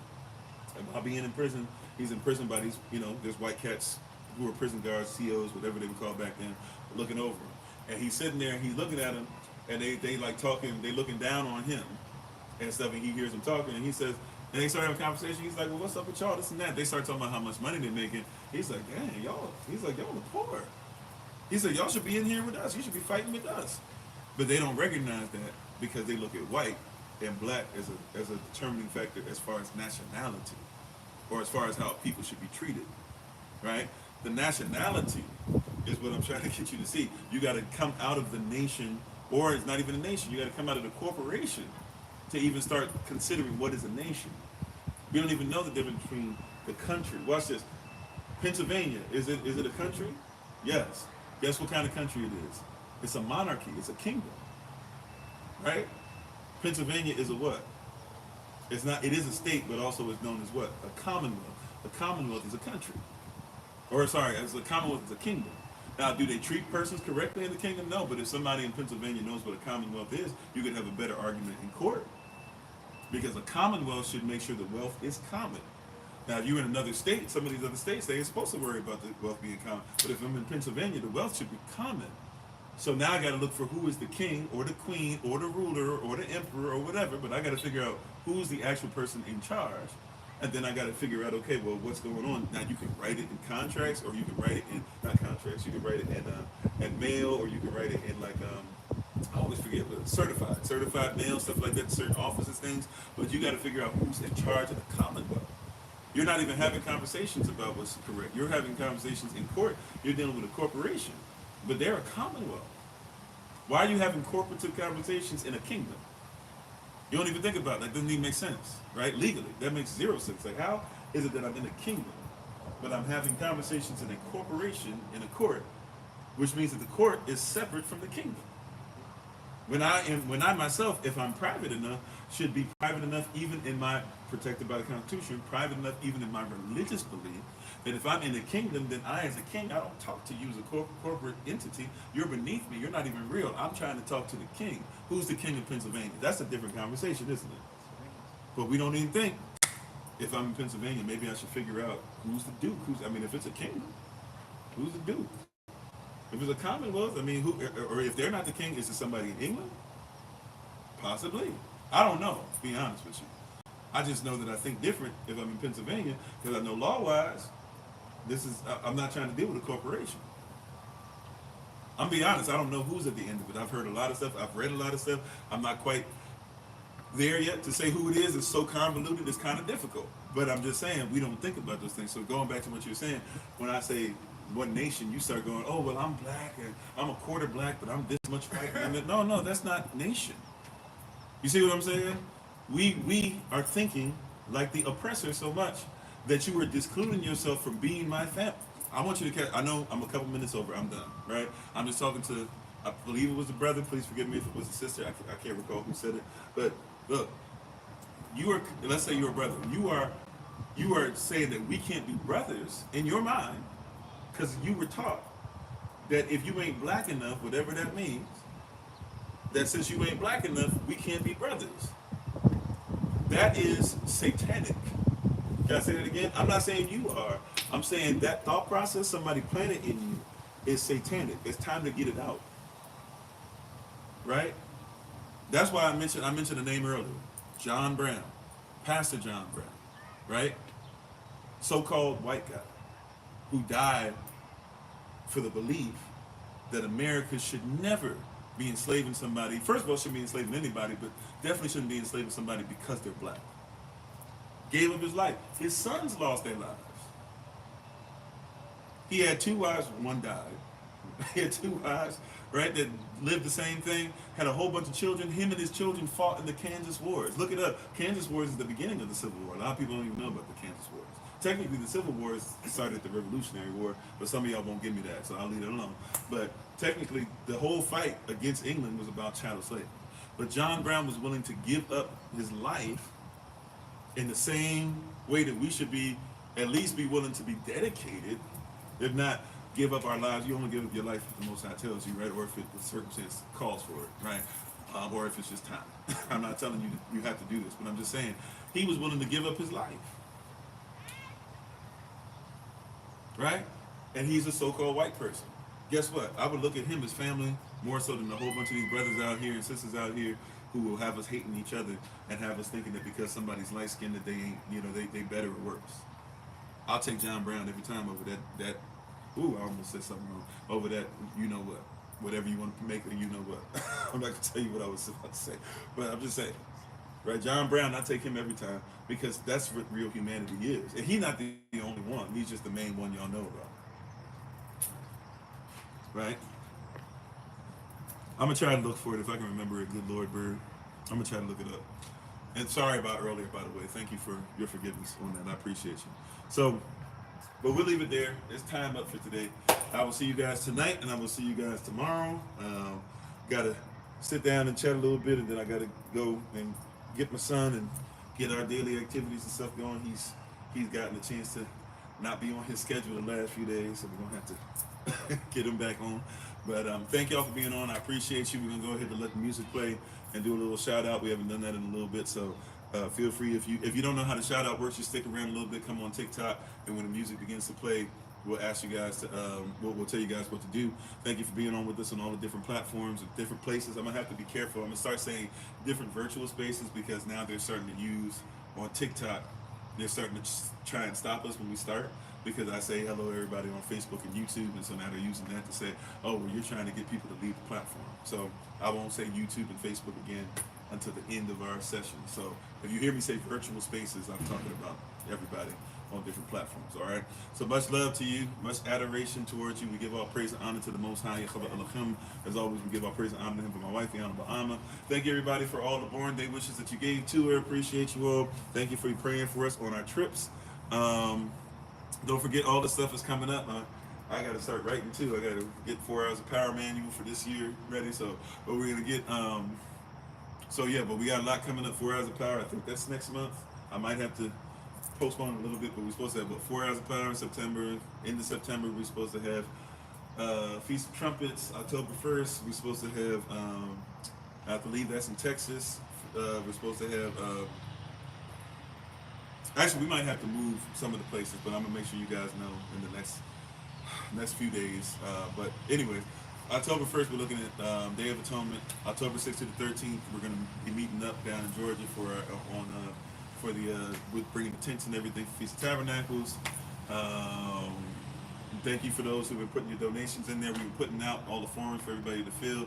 We had our first meeting for it in a long time on Monday.